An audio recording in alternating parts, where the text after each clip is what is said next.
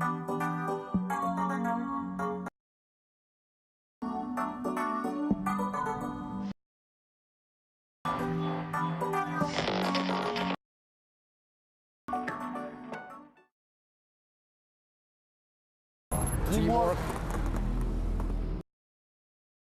makes the dream work.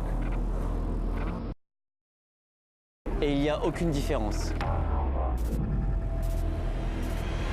Pendant la Manufacturer Series. We are ready to go racing the Manufacturer Series final. On the inside, and BMW get tagged by Audi and lose their lead. He's made a pass going up the hill. There goes Toyota up into third position. Again position, they're nearly side by side, there's contact between them, and Aston Martin are into the wall. And a lunge, surely, into the left-hander, that's brilliant, here comes Lekowski, they're side by side, this is amazing for the Manufacturer Series. Diese Saison ist das allerbeste Beispiel. Für Überraschung und extrem enge Kämpfe. Anything can happen, so let's keep pushing. Yeah. Now go down. Yeah, boys! And Toyota and Cy Bishop take victory here in the Manufacturer Series final. El listón está muy alto en este tercer World Tour. Aquí, en Nueva York.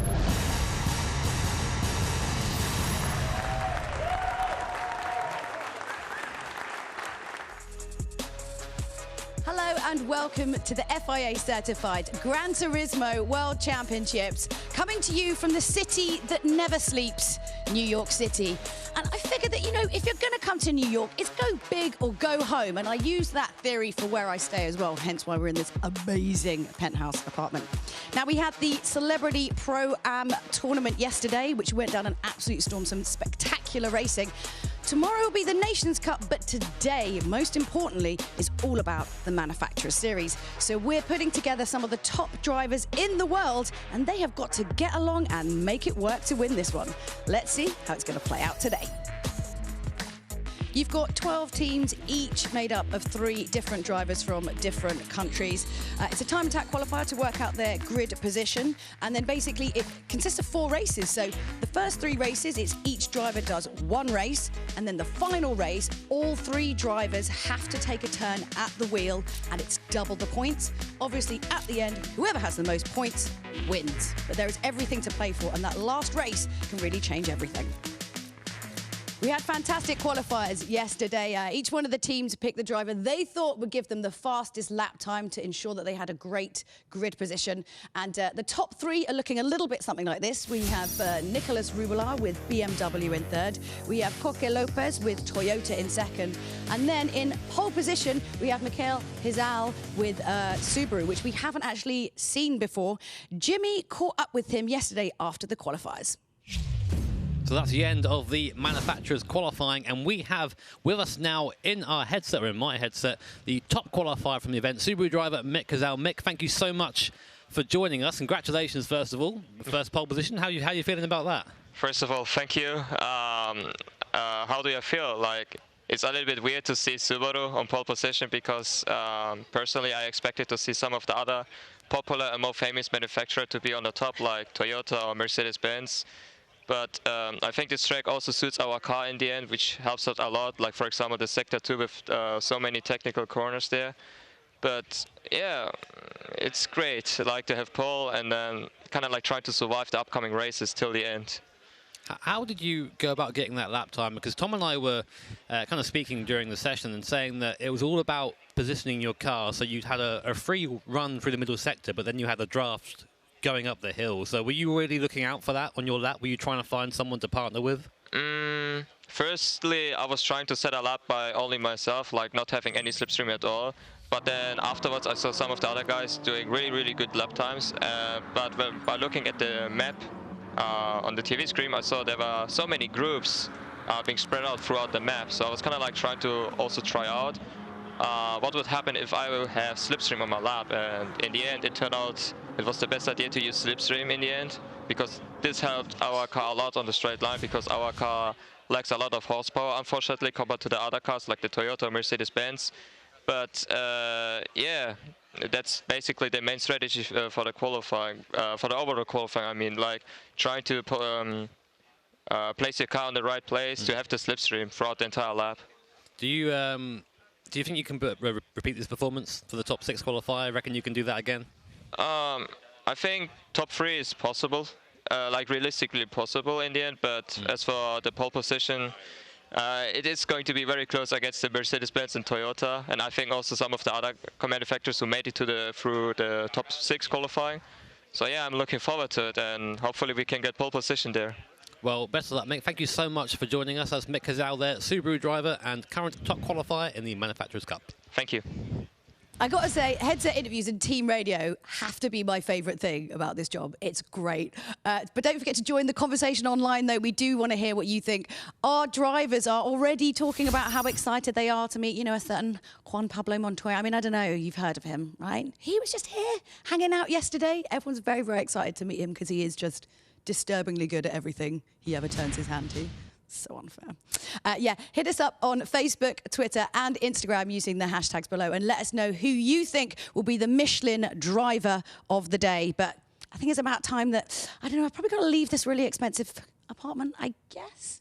Let's go over to Tom and Jimmy and kick off the race. I mean, do we really think she was staying in that special apartment there, Jimmy? No, we get the commentary booth. Well, that's unfair, isn't it, really? Well, welcome up to the commentary box then. My name is Tom Brooks. Alongside me, Jimmy Broadbent. Jimmy, it's great to be back alongside you. It's great to have the New York crowd here. They are full of beans here this afternoon, and we're full of it, ready to get, well, full of something, ready to get this top 6 qualifier underway. Speak for yourself, Tom. But yeah, fantastic location this, and of course, a great place to take the FIA Gran Turismo World Tour. Qualifying coming up for the manufacturers' top 6 shootout. Yeah, absolutely. As you saw, we had the overall qualifier yesterday. The top 6 teams now compete in this top 6 qualifying session. So what that means is it will determine the top 6 positions on the grid effectively. So, as you can see on the left-hand side of your screen, the drivers are at the Autodromo de Interlagos in Brazil. Group 3 cars for them. Qualifying duration of 20 minutes. There's no fuel consumption, no tyre wear to worry about. It's just flat out, get yourself as quick a lap time as possible. And that's pretty crucial there, Jimmy, because it's only a 5-minute session. That's right. Staggered start as well. So the drivers who qualified 6th yesterday in the pre-qualifying session will be going first to set their first lap time. It's all or nothing essentially. So Lexus will be the first team to hopefully complete a flying lap and give us an idea of what sort of times we should be looking for. I think ideally we're looking for a high 30 for a decent qualifying time. I think a 30.7, 30.8 should be good enough for pole position, but no slipstream round here for the slower car, so it really is going to be just about how good you can get around the circuit. Yeah, completely. Looking at Lexus here, of course, the reigning Manufacturer Series champions in 2018, and they are here with a new driver lineup. Andrew Brooks, Dan Holland, Baptiste Beauvoir behind the wheel in 2019. So it's going to be interesting to see what they are going to be able to do here, Jimmy, as well. And we saw quite a few quick lap times here. We saw drivers using the slipstream very effectively. Given the fact this session's a bit shorter, I don't think that's going to have, they're going to have as much of an opportunity to be able to do that. No, it's all about really maximising the opportunity. Right now, you've got Adriano Corazza there. He's at the head of the Porsche field. Then we have Mercedes coming across the line. You're seeing all the drivers right now for each team. So here is Mercedes. Cody Nikola Lakowski is given qualifying duties for that car with Ant Felix and Bernard Valverde there as well. Here's BMW. Another stalwart in the Manufacturer Series, Nicolas Rubelar, who's been in BMW for a long time, saying he wasn't quite happy with the tyre wear in the BMW. Luckily, though, this is all or nothing, so it shouldn't matter too much. No, it's under race conditions where he's going to have to think about it a little bit more, isn't it, there for Nicolas Rubelar. Now, what about Coque Lopez? We know how strong the Toyota team have been with Fernando Dudeleg and also Simon Bishop alongside him. But, of course, Coque Lopez, a brand new name in that team here this weekend. Yeah, and then we just saw Subaru come across the start-finish line to start their flying lap. Meanwhile, Lexus coming around the last corner now. Nice exit off there, a little bit wide there. Very easy to get dragged off into the Astra and into the grass if you take liberties a bit too much with the curb. Now it's just a drive to the line, and we're going to see our first qualifying time coming now. The driver here will go right to the left-hand side of the circuit, hug the pit wall as the shortest line to the start-finish line. Let's see what they can do. Lap time's going to be a 1:32.1. Not a great starting time for Lexus. Meanwhile, Porsche behind them on track, already a 10th up.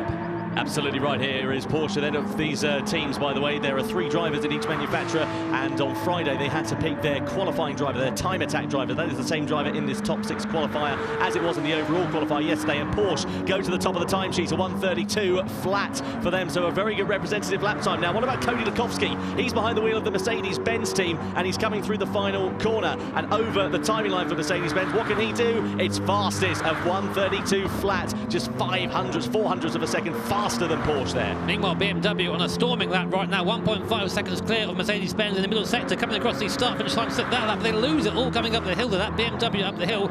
Short of power, it seems. The Toyota, though, a car that is not short of power. Very quick in a straight line. We should see it improve on the Mercedes if it's a nice, clean run to the line.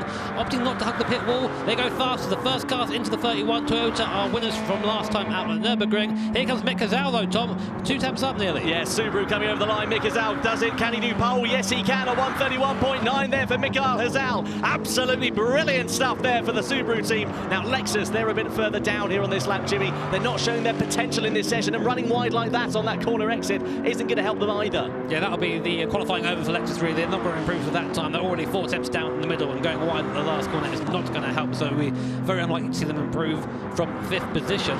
With BMW, I think, up next behind them on circuit, and we'll see what they've got. See Lexus cross the line, they're 132.3. They stay in 5th position for now. Well, here comes Porsche.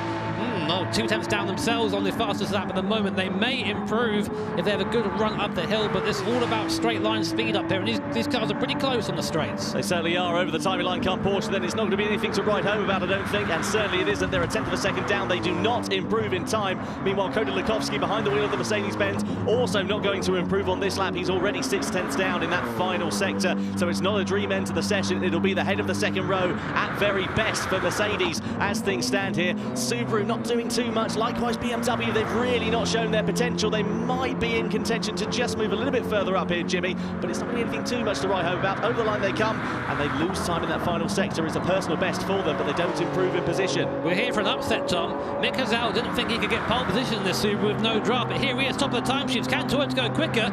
No, they don't. Subaru take an unlikely pole position. They haven't crossed the line just yet to end their flying lap, but that's it. No one else is going to come across the line. Mick Hazal in the Subaru, a 131.9.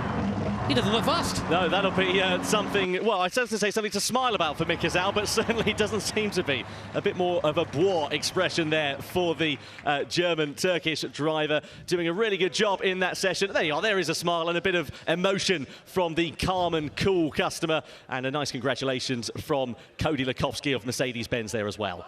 I really don't think Mick expected that. When he was speaking to me earlier, he was convinced that the car would not be good enough without a tow, and somehow I think he's found some time in the middle there. He said the car is very good for the middle sector and definitely made it work through there. So an unlikely pole position. Absolutely. Well, of course, Subaru's first ever pole position. They got the pole in the overall qualifier yesterday. Now they get the pole officially in that top 6. So that is great news for them. Another check off the list, isn't it? Yeah, absolutely. Exactly what they needed to do. What about Toyota there? They were there and thereabouts, and we've been sort of, explaining how good they have been over the course of this World Tour so far, but they just didn't seem to have the pace right when it mattered. No, not quite. I mean, I don't want to get into it too much, of course. It's only a qualifying session, so to speak. It doesn't decide everything, but it's good psychologically. If you come away with a pole, you're knowing, yep, the car's quick, we can go quickly.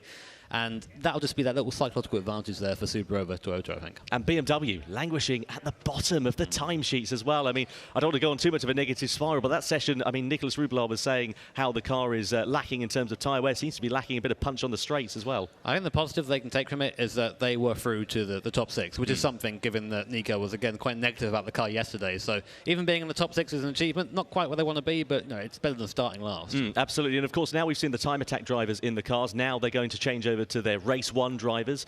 So it is going to be interesting to see how they all fare in race conditions for the first time here. Yep, definitely. And of course, qualifying drivers and race drivers are a bit different. Anyway, here are our top 6 qualifying results official there. Mick Hazal for Subaru, as you can see, taking the pole position at 131.9, only just there from Coco Lopez in Toyota, a 131.97. Then in 3rd is Cody Lukovsky for Mercedes, 132.0. Karatza in 4th, Lexus there by Brooks in 5th, and Nico Rubelar, BMW in 6th position.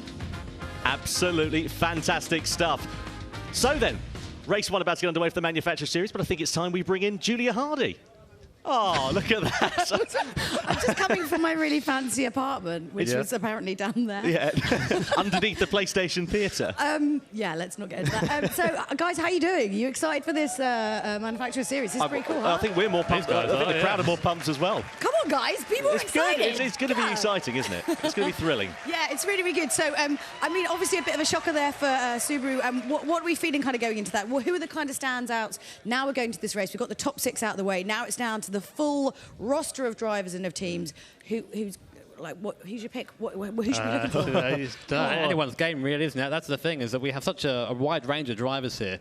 I always can't help but say Mercedes have a strong chance. They've been doing so well recently in the Tour events here. Yeah. And I think maybe this is the time. This is the one, maybe. Yeah, absolutely right. You can see Cody Lukowski there as in the middle of your shot. You can see some of the statistics on your screen as well. 6th in the Manufacturer Series, the World Finals last year, 7th in Paris, 2nd in the Nürburgring. So they've had that steady sort of progression this year after starting off on kind of the wrong foot. So this is kind of going to be their time to shine, but it's a case of if they can do it. And also, like, Cody, he was so aggressive last time we saw him, like, super aggressive. But I feel like he's kind of, like, mentally sort of refined that a little bit. I think actually every time these guys come back, there's sort of like an added layer of kind of professional and focus. Well, yeah, I mean, that's kind of fair point. The standards just get better every time, don't they? Every time they come back here. And Cody's the kind of driver who will, as you know, Tom, sit down. Tom went out for an interview with me the other day.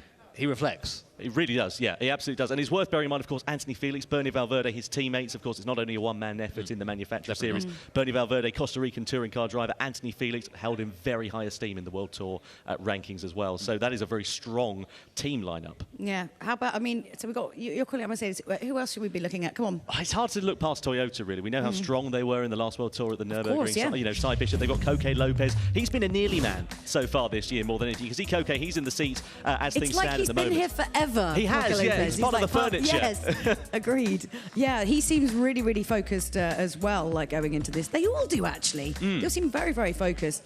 So, yeah, that's going to be quite exciting to see how they go through, like, going forward, basically. That's quite... I think we should just stop chinwagging. We could talk about this all day, really. Yeah, certainly could, yeah. Let's set up where they're going to go.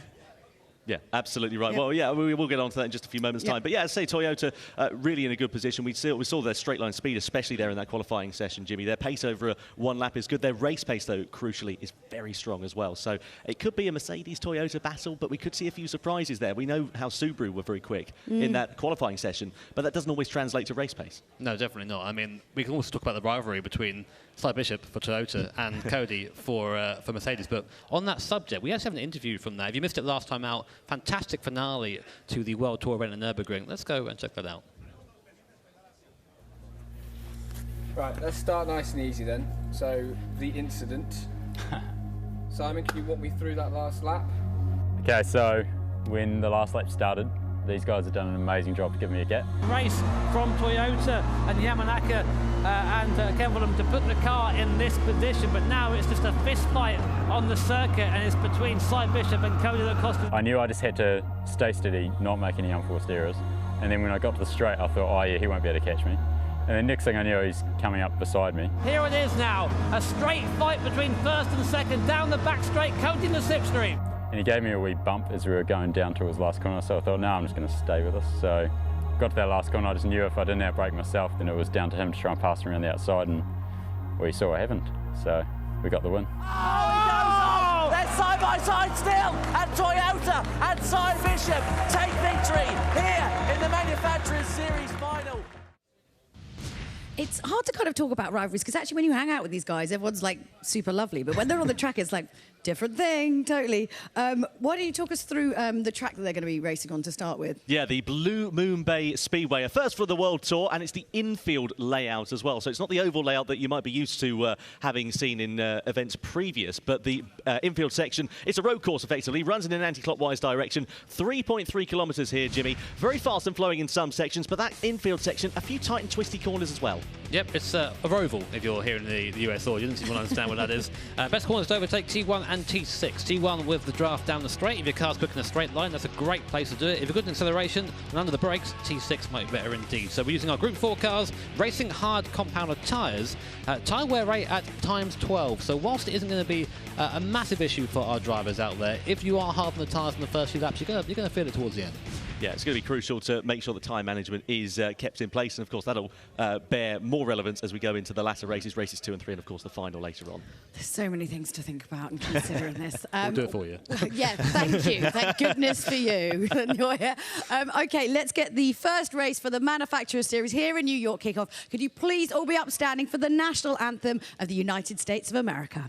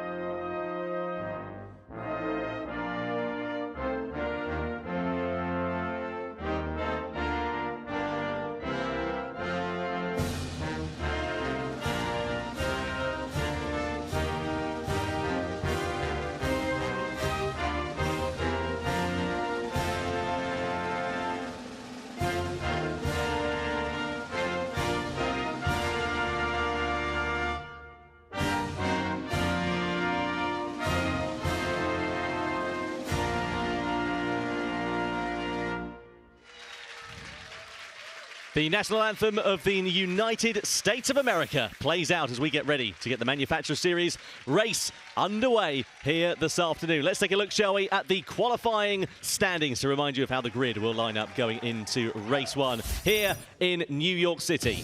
So as you can see, it is Subaru there taking the starting grid. In first position there, De Jesus is the starting driver. Toyota second, Felix third in the Mercedes, Matt Simmons fourth. Daniel Holland in the fifth place position in the Lexus with Nico Rubelart sixth, the last into the top six. Meanwhile, it's Ford, Aston Martin, Hyundai, Volkswagen, Alfa and Jaguar are going to be lining out the rest of the grid here for race one. Good to see Pierre Lenoir back, but that Jaguar not doing so well out there on track in terms of the qualifying standings. Let's see if Pierre can turn things around in race conditions here this afternoon as well. So here is Fernando Dudelec then. He lines up in that Toyota on that front row of the grid. It's going to be crucial to see how they will do. And of course, as we said, Jimmy, a very unique and new challenge here at this Blue Moon Bay Speedway.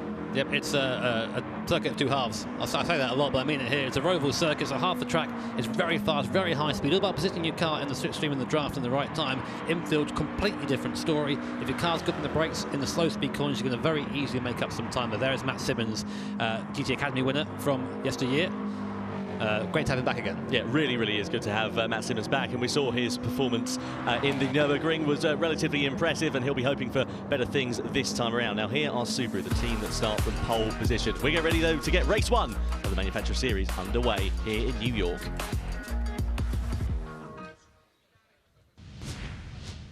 So then, the cars all lined up as we get ready for this rolling start down towards the first corner for World Tour 3 of the 2019 FIA Certified Gran Turismo Championships. Group 4 cars for them, and it's Subaru with De Jesus who lines up on pole position. Alongside them on the front row of the grid, it is Toyota with Fernando Dudelec. Keep an eye out for him down towards that first turn. Mercedes with Anthony Felix on the second row of the grid in the Mercedes SLS AMG. And it's Matt Simmons, the Australian, in the Porsche alongside him. Row 3, Lexus, Dan Holland behind the wheel of the Lexus RSF machine. And in sixth position, it's Nicolas Rubelart in the BMW. Let's see if the M4 is kinder to him in race conditions than it was in qualifying.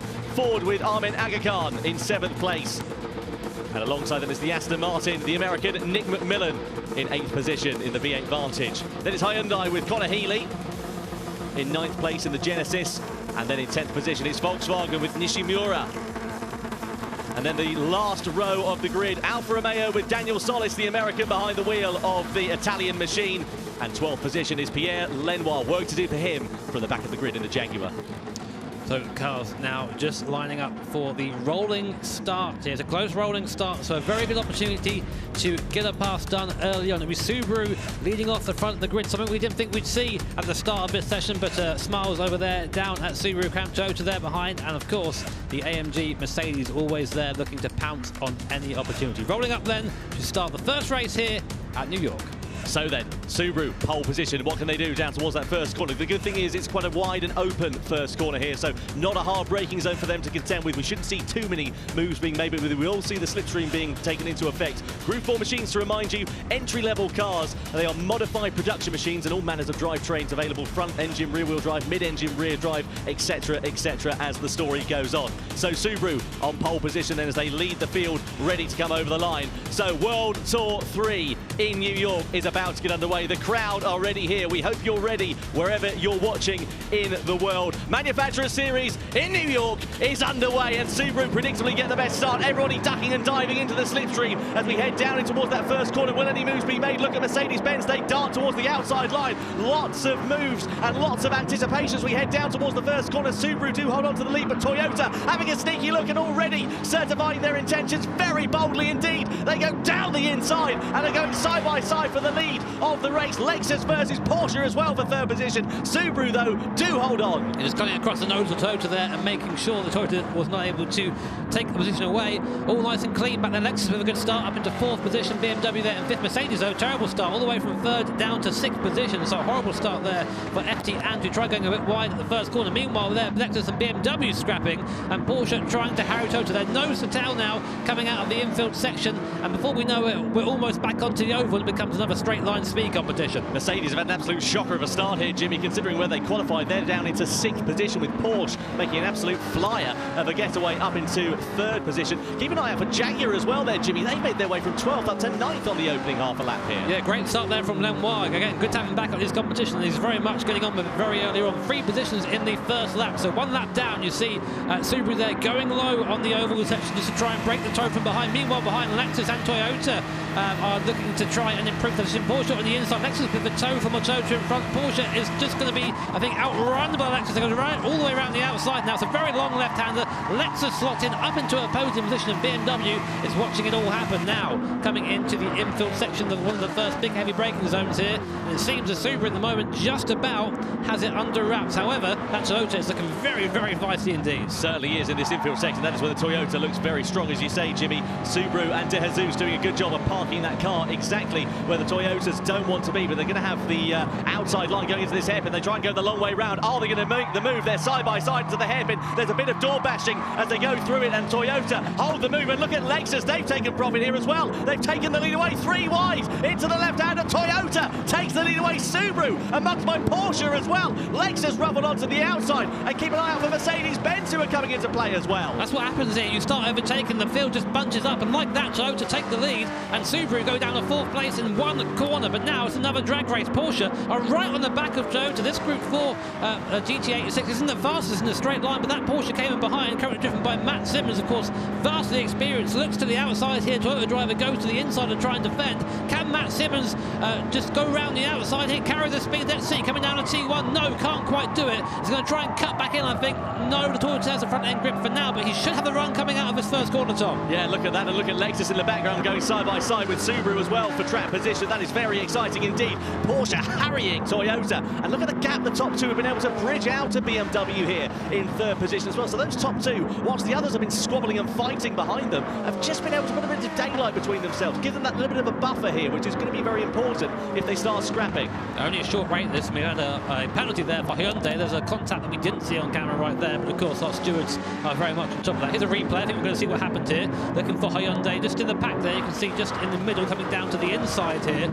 Tries to get by Aston. A bit of contact there. Forces the Aston Martin into Ford, which then goes off the circuit, and a little bit of a chain reaction going on there. Very easy to do that, of course, around the circuit. Now, coming onto the oval for the 3rd time. Porsche, again, kind of in the hot seat here. You don't really want to go into the oval in front, really, Tom, do you? It's not the ideal position to be in, especially if you've got a bit of a straight line speed disadvantage. You can see how hard the Toyota is defending against Porsche, and look at Mercedes-Benz versus BMW as well. BMW in 3rd place, Mercedes in 4th. They're all ducking and diving all over the place, trying to defend that position, trying to have the defensive line into that long left-hander. If you've got track position, you might just be able to hold on to it because it's such a long corner going through there, and then they come back onto that banking. A very harsh change of events and almost into the wall there for Porsche. That's not going to help them on their charge against Toyota here. So here we are then. Toyota still just about leading the field. Now we're on board with Mercedes-Benz. Bad start, down to 6th position from 3rd, but now starting to regain that. And they're looking feisty. This is FD Ant in the car at the moment. He's right up behind the BMW driver. Will he dive to the inside here? It's a good place to do so, but no, I think he's waiting for the straight line speed. There you go, picture in picture. There is Anthony Felix up in the top left-hand corner there. Looks relatively calm. One of our home drivers here, an American driver. Great to see him here. I'm sure he's loving performing in front of his home audience. Yeah, absolutely. Anthony Felix has actually been present at the first 2 World Tour events, but suffering from a bit of illness there, so wasn't able to compete. Great to see him out here in New York. Great to see him on track and performing very well for the Mercedes-Benz team. And you can see just how calm and collected he looks. He doesn't look like he's flustering. He's not trying to go too defensive. He's got a bit of a buffer to the car behind as well. And now he's on the attack against BMW in this slipstream here. See the speed there in the bottom right-hand corner, 220 kilometres an hour, about 140 mile an hour, 150 for you guys here in the US. Looks to the outside. Can he get a long way around the BMW? He tried this time at the start of the race. It didn't work out for him. He's trying to carry the speed around there. He's just about ahead for now, but BMW has the ideal line. He's going to try and carry that speed all the way around the outside, but no, not quite. Will he now duck to the inside and try and make a cheeky pass, come into T2? No, he tucks back in again. But this is the thing, this race is only 8 laps long. We're already on lap 5. You've got to make these moves early, and at the moment, Ant is running out of opportunities. Bit of grass cutting there for Mercedes-Benz, and look at Felix there clapping his hands as he's trying to find his way past Rubilar, the Chilean driver, the winner of World Tour 1 in the Nations Cup. Let's not forget as well. well. A bit wide there for BMW. Doesn't allow an opportunity for Mercedes. No, a penalty has been given to Mercedes there for one reason or another. That's why we saw the clap. I think he saw the penalty hop up. I think it may have been a track limit. He was very wide coming into T1. We haven't got the reason for that. You see, he'll have to serve that. I think the penalty line is coming up now. And you'll see what happens now when you get a penalty in this. You come across the penalty line and you come off throttle for a full half a second. And it's usually in the most damaging place possible. So we'll see it come up now, and it's going to tumble down the order. Yeah, it certainly is. There's not much of a gap to Volkswagen behind. There's 0.8 of a second, so he might just be able to hold on to it. Look at the slipstream here, though. This is going to be crucial for Felix. He wants to get himself ahead of the BMW, get himself as much of a buffer as he possibly can before they come into that penalty zone. But again, a good defensive line there from Nicolas Rubelar. Holds on to that track position, doesn't allow Anthony Felix to find his way through. Just having confirmation that there was a track penalty there for Anthony Felix. He's going to fall back a little bit. Now, you might have noticed a lot of stock car fans here in the audience. I'm sure he was bump drafting the back of the Toyota there, just the BMW, sorry, just to try and get as much speed as possible down the straight. I'm not sure if the stewards have said they're on board with bump drafting or not, so we'll see if that is something that's looked at. And they're pulled to the right-hand side of the circuit to go defensive. Volkswagen up into 5th position, up into 4th now. Where have they come from? Absolutely brilliant stuff. It's been a quiet race, actually. I was chatting to a couple of the Volkswagen drivers earlier, and they said it's not the car to be in at all. It's absolutely shocking out there on circuit, but doing a really good job, conversely, in 4th position now, as Mercedes have actually managed to find their way back through. So Felix now into 4th place. BMW onto the podium here, Jimmy. And I tell you what the crucial thing is, it's not necessarily going to be can you make a move into turn 1, it's can you make a move before the start-finish line here on this banking, because if it's a final lap scrap for position, that's where you want to be ahead, obviously. Really depends how close you are, I think. You can see straight away what the Toyota driver does there. He goes straight to the bottom of the circuit and just tries to break the toe as early as possible. You can't really weave down the straight, but you can make the move early and try and get it done that way. Again, Porsche looking all over the back of the Toyota, but they just can't seem to do anything in the straight line. I was under the impression this GT86 was actually pretty slow in the straight line, but if anything, it seems to be the opposite. It seems to be pretty damn quick. Yeah, it doesn't look like Porsche have got any answer to Toyota as things stand. Further down, there's some good battles going on for track position just behind, as you can see there, 5th and 6th position. Rather 6th and 7th between Lexus and Jaguar. Jaguar doing a great job of ascending through the field after that very difficult qualifying down in 12th position. You can see here Toyota, you can see Fernando Dudeleg, who is behind the wheel of that Group 4 GT86 machine at the moment. A nice, characteristically smooth driving style as things stand. And I tell you what, though, it's been an absolutely brilliant race, this, though. A tale of two halves, because Subaru have gone from, of course, starting on pole position down to 9th place. Yeah, brilliant race for Toyota, not so much for Subaru, all the way right down the order there. So it seems that De Jesus is really struggling to get that Group 4 car around here at Blue Moon. Not the start they would have asked for after a great qualifying session. But meanwhile, we are now coming on to the final lap, and Toyota seems to have just enough of a gap to get across that start-finish line before Porsche start putting up. Here comes BMW as well, though, and Mercedes-Benz. So it looks like it's going to be 2 battles, one for third and one for first. We'll keep an eye on it. As you see, FT Ant using all the track and a little bit more there, just rubbing the car against the barrier on the way into the corner. Sparks flying up from the side of that AMG Mercedes, and now looking to try and get onto the back of that M4 in front. Not sure it's close enough here. Porsche is now right on the back of Toyota through the first section. They had a great first corner. Here's a replay of something going on back for 5th and 6th. I think it's Lexus and VW. Lexus sending it up the inside of VW, going up into 5th position. A great pass that, but I want to see what's going on at the front of the field, Tom. Yeah, absolutely brilliant stuff here at the front, because Toyota still managing to hold on to this race lead, not succumbing to the pressure of Porsche. And it's kind of going to have to be there, really, wasn't it? Turn 6, where that move was going to need to have been made for the race lead. And so far, Toyota were able to hold on. Unless Porsche can get the mother and father of all exits out of this final series of corners, it's going to be Toyota's race to lose this. Here we are then, coming around the last corner. It's going to be a drag to the line there. The Porsche is quicker than it, closer than it was, on the last lap round. You can see there, Matt Simmons in the Porsche, just trying to centre himself, but that's what it's going to be. Toyota drives to the line, no challenge there. Meanwhile, in the background, BMW get past Mercedes, but it is Toyota that take the first victory here at New York in the Manufacturers Series. BMW third, and that was Mercedes-Benz fourth. Lexus managing to come back up into 5th position, but Subaru from pole position down to 10th. Deary me, that is an absolute race to forget. Hyundai also being left high and dry more than anything for the Korean manufacturer down there in 12th position. Fernando Dudeleg, though, absolutely brilliant stuff from him. You can see Matt Simmons just coming in there and congratulating him. Oh, to be a fly on the wall on the team radio following that race. There is Nicolas Rubelar as well, the Chilean driver. Not a bad race at all for BMW, considering he was, well, really quite disappointed following their qualifying performance. I think that's some kind of consolidation for them. I think he'll be happy happy with that. You know, it's not bad to get a podium in the first race. Great to see Matt go over and shake the hand straight away. I know it's a bit of a running joke, but the sportsmanship here is probably one of the best in the world. You have the scrap on the track and afterwards say, good job, enjoyed that, shake their hands, brilliant. That's what we like about it, isn't it? It's the fact that all the drivers are able to get on and we have such good camaraderie and relationships between pretty much everybody, isn't it? Highlights of the race then for that one then, Jimmy. There was some really good dices out there, really good battles for position. Let's talk quickly about Subaru. We'll go and have a look at the results actually first before we talk a little bit more about Subaru and get confirmation of who finished where here. So there you go. It was Dudalek in the Toyota taking the first win of the day. We're very happy there for the Japanese manufacturer. Porsche coming back through the field. Matt Simmons there in second. He'll be happy with that. As you said, Nico Rubelar, someone who was quite negative at the start of this series, coming home in third. Going down the field though, great race for Pierre Lenoir. Started in last position in that Jaguar, 7th, so a great effort from him. But again, just to focus on it really, Subaru.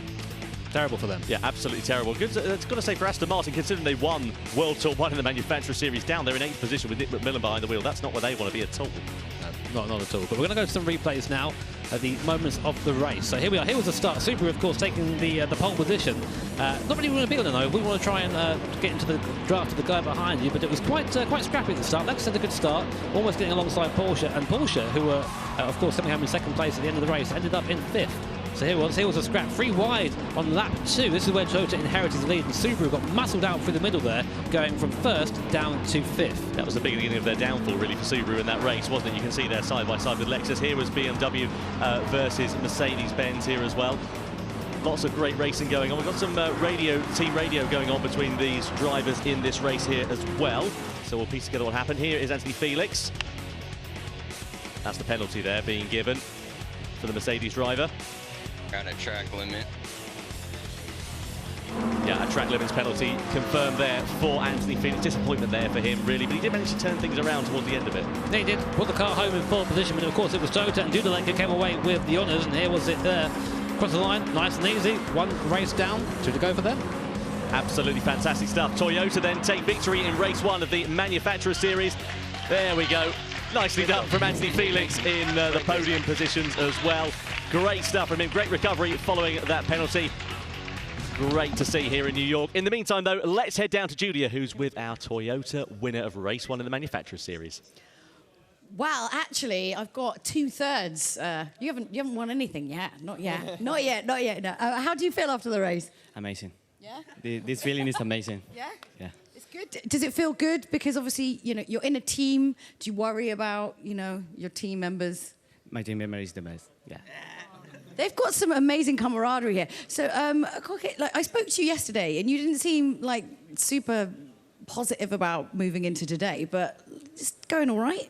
Yeah, we knew since a lot of time ago that Toyota was not the fastest on the straight. So our target was to be first and defend, and Facu did a great race, so I'm so happy for him and also for the team because we are going to try to win then. Are you starting to feel the pressure now? He's already won 1. You've got to win 1 too now. Yeah, I'll try. What's kind of like your strategy going into this? Because obviously, Toyota itself has had like 2 podium, finishes. Maybe it'll be a 3rd. What was kind of your strategy going into this? Like, what was going to be the way that you're going to play this out? I don't know. Now it's a bit like the same that before. We have to defend, and we will try to be in the top until the end, and that's all. Biggest competition? Sorry? Biggest competition? Yeah, of course. Mercedes, Lexus, BMW, I think all of them are great teams, and Nicolas Rubilar, who is there, he's going to fight. Yeah, I think it's going to be a fight, this one. Everyone's got everything to play for. Well, good luck moving forwards. Congratulations on your win, and we're going to chuck it back up to Tom and Jimmy.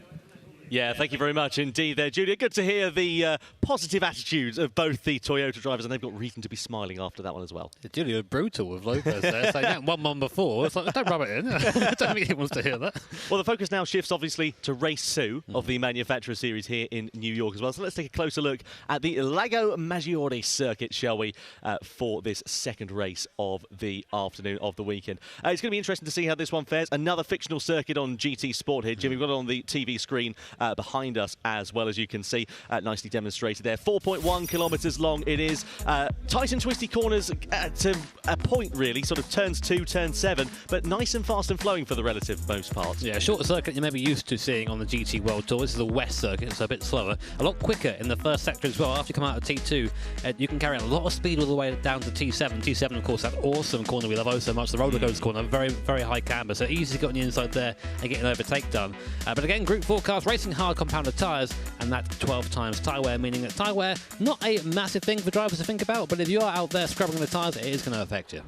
Yeah, certainly is, and you can see where the penalty line is there, just coming out of turn 6 in towards turn 7. That's, well, the last place you want a penalty, obviously, going onto that straight, because it's the best overtaking opportunity. No, I think if you saw a penalty pop up at that point, you'd be saying, oh, bother, inside your virtual racing helmet. So. Well, let's have a look at the standings, shall we, after race 1 of the Manufacturer Series. Just remind you as to who is standing where. Of course, race 1 reflects the results of the standings. So 12 points for Toyota on the board, 10 points for Porsche, 8 points for BMW, 7, 6, 5, 4, 3, 2, 1, all the way down to 10th position there for Subaru. No scores for Ford and Hyundai, so they are going to have the race of their lives to turn things around here. So here are the top 3 currently, which is good for us. We have Porsche on the left, Toyota in the middle, and BMW. The last results from the World Tour, you see, all pretty consistent there, really. First and fourth for Porsche and BMW, with Toyota taking, of course, the win last time out at the Nürburgring World Tour. So very strong teams at the top at the moment. Yeah, absolutely right. Very consistent. That's the crucial thing in the Manufacturer Series, isn't it? And it's really impressive to see how consistent they've managed to be over the course of this 2019 Manufacturer Series season as well. I can hear the crowd, and you can see the crowd on screen at the moment as we get ready to get this one underway then. So stand by. Race 2 of the Manufacturer Series in New York is about to go green.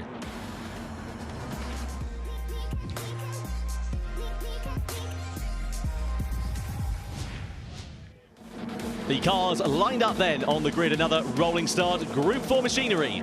Yep, and it's the order of the last race. So Cy Bishop there in Toyota taking the pole position.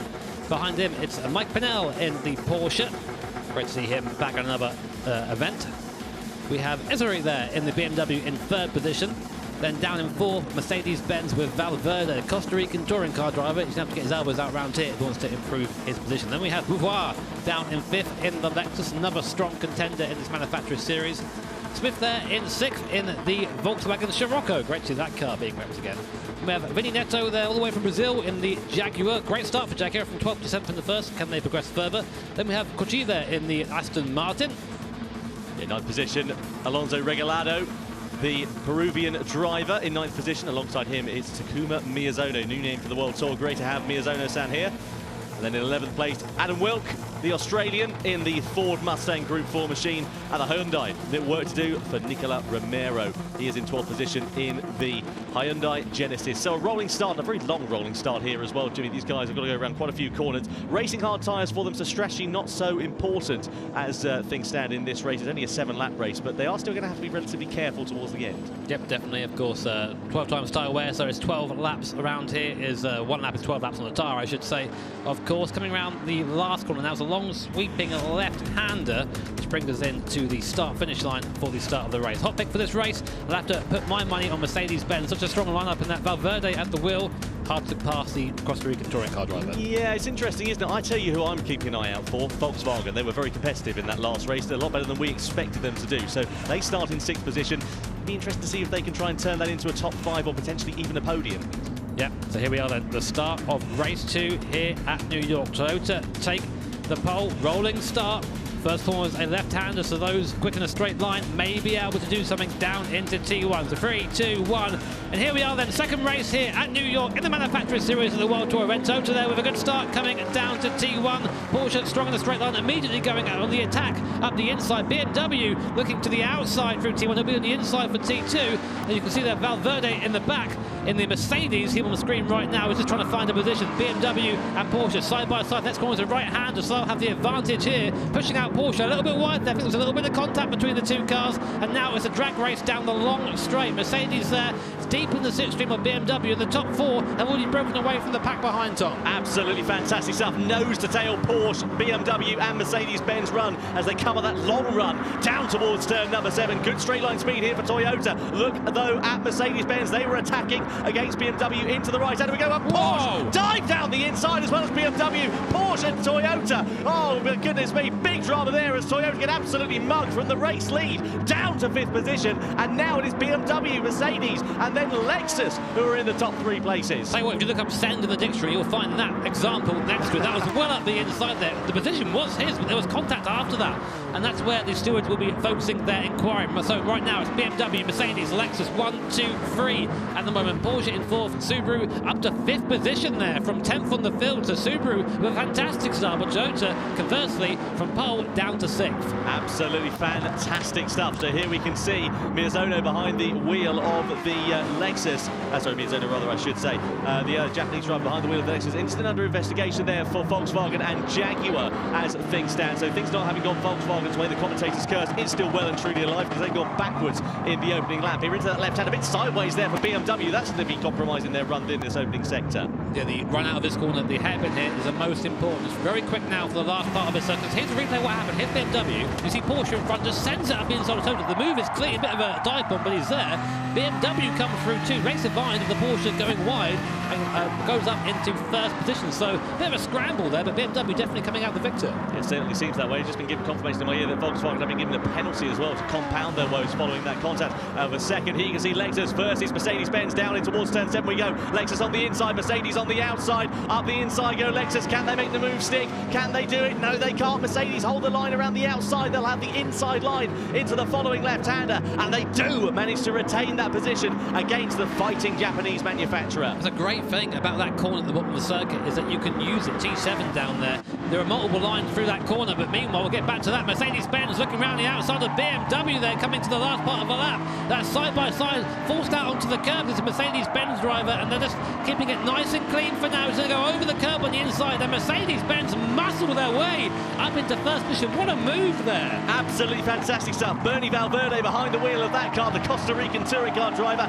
getting his elbows out in the way that we love touring car racing for. Exactly what we love to see. Here is Valverde, the top left-hand corner of your screen, and Aiseri, the BMW driver behind the wheel of that car here. So Soma Aiseri there, as you can see, in 2nd position and going for the race lead at turn 1. Oh, a bit of contact between them as Mercedes get rustled out wide and side by side as well between BMW and Lexus. Lexus on the outside and losing track position. Mercedes trying to fight their way back through here as well as they try and go on the attack. Still side by side, Mercedes and Lexus come as we go in towards the following left and then right-hander. Lexus with the inside line. Keep an eye out for BMW coming into play, as well as Aston Martin and Subaru have made some good ground through the field. Look at this. Here comes Aston Martin. They're trying to go nearly 3 wide as we go 4th position. Mercedes in the middle. Aston Martin on the left of your picture. Lexus on the outside. Out the inside for Aston Martin. Are they going to make a move stick? No, nearly they do. But here comes Toyota, who've now managed to profit. They're ahead of Lexus and also Porsche as well as Subaru. This is absolutely brilliant. And still, side by side, we go for position between Aston and Mercedes. Bit of a free-for-all at the moment, as you're seeing, and the Mercedes-Benz who were leading at the start of the lap, unfortunately, down to 3rd position. Shake of the head from Valverde when we saw that move made. I won't be surprised again if we see another steward's inquiry from that. Now he's being pushed along by Toyota to the background. Porsche going way wide there out onto the curb. He's going to probably end up losing a couple of places from that. But meanwhile, it's BMW lead. Aston Martin come up into 2nd place from away down the river. I think they were 10th in the first race, up to 2nd now. And Mercedes-Benz languishing, they're down to 3rd. And it just goes to show just how quick this can change. Subaru getting a penalty, a 1-second penalty for colliding with another car. Surprised we haven't seen anything for BMW yet, if I'm honest. Yeah, absolutely. Let's keep an eye out to see whether anything is issued to BMW. Looking out for a Mayo now on the attack against Lexus. Down the inside they go into turn 2 and up into 4th position here. Brilliant stuff as we ride on board with Aston Martin. This is the turnaround in fortunes that the British manufacturer in 2nd place needed. Now let's piece together what happened here. See if we can piece together why Subaru will be given that penalty. Here we go into the left-hander. Ah, there we are. Yeah, straight into the side of Porsche. That's not the way to take that corner. Yep, definitely a penalty in my book, but there it is. Getting the slowdown penalty in the background. And again, we come down to T7, the roller coaster. I love the section of the circuit. So many different lines through there. You can see how much the Bernie Valverde there in the Mercedes-Benz just closes in the braking zone. That's what he's trying to do again. He's making up the time he's lost after the contact with BMW on the previous lap. So the top 3 cars starting to break away there. Lexus and Alfa Romeo. Alfa Romeo having a good race here. We don't really see them very often in the World Tour events. So to see them running as high as 5th, it's great for those guys. It really is fantastic. On board with Mercedes-Benz, on board with Bernie Valverde, who's behind the wheel of that AMG machine. Group 4 car at the moment. You can see the Costa Rican driver, his two teammates. We've already had Anthony Felix in the car, so it'll be Cody Nikola-Lukovsky behind the wheel in the next race. Hyundai and Jaguar exchanging positions further down for 7th place as well. So keep an eye out for that as Jaguar slowly making their way through the field. They seem to have good mid sort of field pace, but nowhere close enough to try and challenge for the top 3 positions, as we're seeing these 3 machines of BMW, Aston Martin and Mercedes-Benz doing. Already then, Jimmy, onto the penultimate lap nearly here at the Lago Maggiore circuit, so it's getting pretty tantalising already, and if it's anything to go by what we've seen so far in this race, it's going to be a very exciting end to it. Very fast-paced races these, as you would expect here from our superstars. Some of the best drivers in the world here taking part in this competition, and my oh my, they're putting on a show for us now. Again, coming down to T7, we have Mercedes-Benz in the hot seat. There's a double slipstream there coming down. BMW goes defensive nice and early. Aston Martin follows him, dives inside, sells him a dummy, gets up the inside now, coming down. He'll have the line, but can BMW run it around the outside as we've seen them do before? Watch Mercedes-Benz, where are they in the background? They're going to come through the middle, touching a touch there from BMW. Valverde repaying the favour to the BMW team. Aston Martin though up to first and BMW down to third. Well, very aggressive stuff here. Elbows out for Mercedes-Benz and Bernie Valverde there in second position. You can see Aisteri in the behind the wheel of the BMW. He gets muscled out a little bit, but he looks quite calm and comfortable at the moment. But what a great turnaround in fortunes this is proving to be for Aston Martin. Don't forget, they were 10th after race 1. They are now leading race 2. This is exactly what they need to do to get themselves back in contention, to get into the final and be with a good position to try and take the fight to the front. Importantly, it's going to be a very strong result for Mercedes-Benz and BMW if this continues. These are our 2 contenders right now, I think, in the point standings. But of course, they've got to get to the line yet again. All coming to the inside, trying to break the toe. Aston Martin taking the race in line, all following, snaking down the front straight. Harden the brakes into T1, the left hand, and not quite close enough there was BMW or Mercedes to make a move, so they'll just slot back in again and here through the hairpin for the 6th time. I tell you who we haven't mentioned so far in this race, Jimmy, is Ford. They've made their way up to 5th position in this one. That is absolutely brilliant from the Ford Mustang team. Good catch there. Absolutely amazing. Adam Wilt behind the wheel of that car is doing great things here. That's what happens when you're focusing on the lead. Sometimes you get these great moves going on down the field. And there is a Ford Mustang there, a car that the drivers don't think is that quick around here. And in the hands of Wilk is really being shown it can be driven quickly, coming down to T7 once more. Again, Mercedes, look how the car's pitched down there as they hit the brakes heavily and then camber around for the right hand and then back up the hill. And Aston Martin right now looking like he's going to be put under pressure from the Mercedes driver. This is going to be a fantastic end to the race here. Meanwhile, Lexus seems to be a bit of a cork in the bottle behind them in 4th position.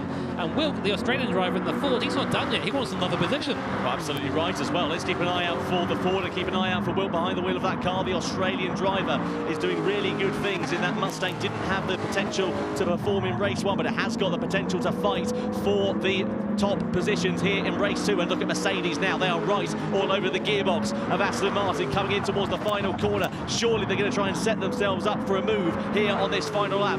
Round that final turn we go in the slipstream. Aston Martin, you can bet your bottom dollar that they're going to go defensive, and indeed they do over the timing line. Mercedes with the outside line in towards that first corner. If they can hold it around the outside, they might be in with a chance of going in towards turn 2, but they're not quite close enough here. Aston Martin go defensive. It compromises their run through into turn 2. A little bit of contact there as they run bumper to bumper, and Aston Martin a little bit compromised on their exit out of turn 3 here as well. Mercedes though all over the back of them like a bad rash as they try to find their way past here on this final lap.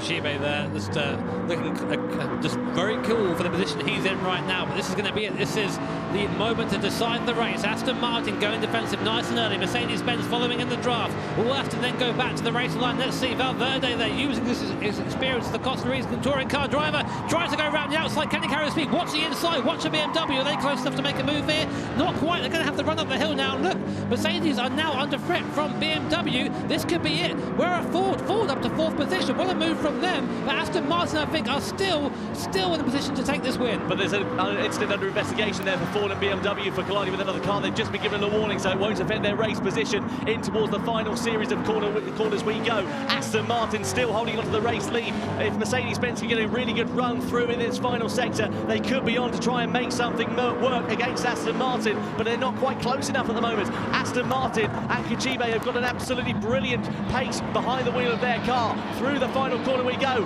and around it now. Absolutely brilliant race from Aston Martin. To the line we go, and Aston Martin takes victory in second position. Third place versus Alfa and BMW. And BMW just holds on against Alfa Romeo, and also Ford just 0.003 of a second back. What a tantalising run to the line here in race 2. Alfa Romeo there actually got Ford right on the line, fourth position, Tom. Literally, as they cross the line, Alfa just got that drive line. They'll be very happy with that. Again, Alfa, not really a team we see here very often, and to come away with a 4th position at a place like New York, big smile on our faces. What a race, and what a drive from Kachibe as well here. What an absolutely fantastic performance from him. You can see there, congratulations all round.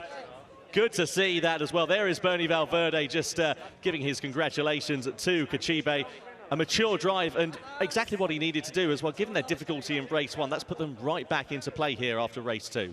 Aston Martin, unfortunately, at World Tour 2, they weren't there, were they? They weren't there. Coming back strong here. Great to see, of course, British manufacturer, of course, back up there it's always again. Nice.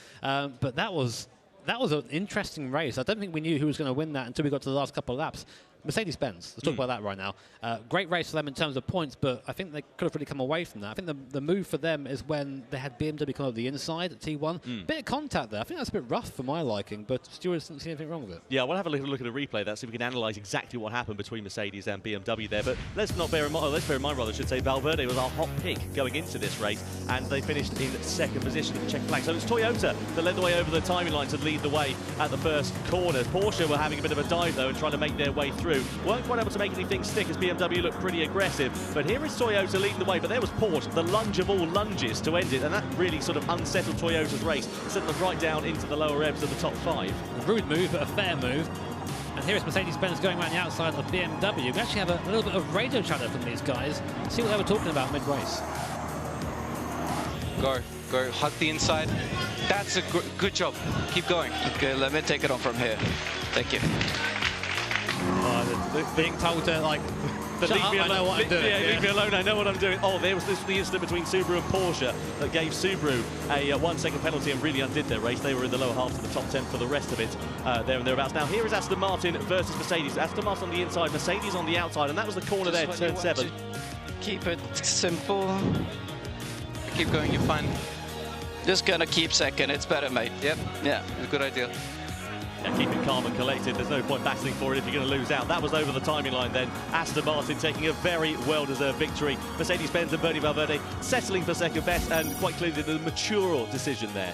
So here are the race standings as they are. It was Kachibe in the Aston Martin taken first position, Valverde second in the Mercedes, and Desiree in the BMW in third position. A great run for BMW and Mercedes is really going to help them in the standings. Meanwhile, of course, Jaguar, another decent showing down in 6th position, but again, Subaru and Miyazano, our pole sitter for qualifying in the first round, all the way down in 9th position.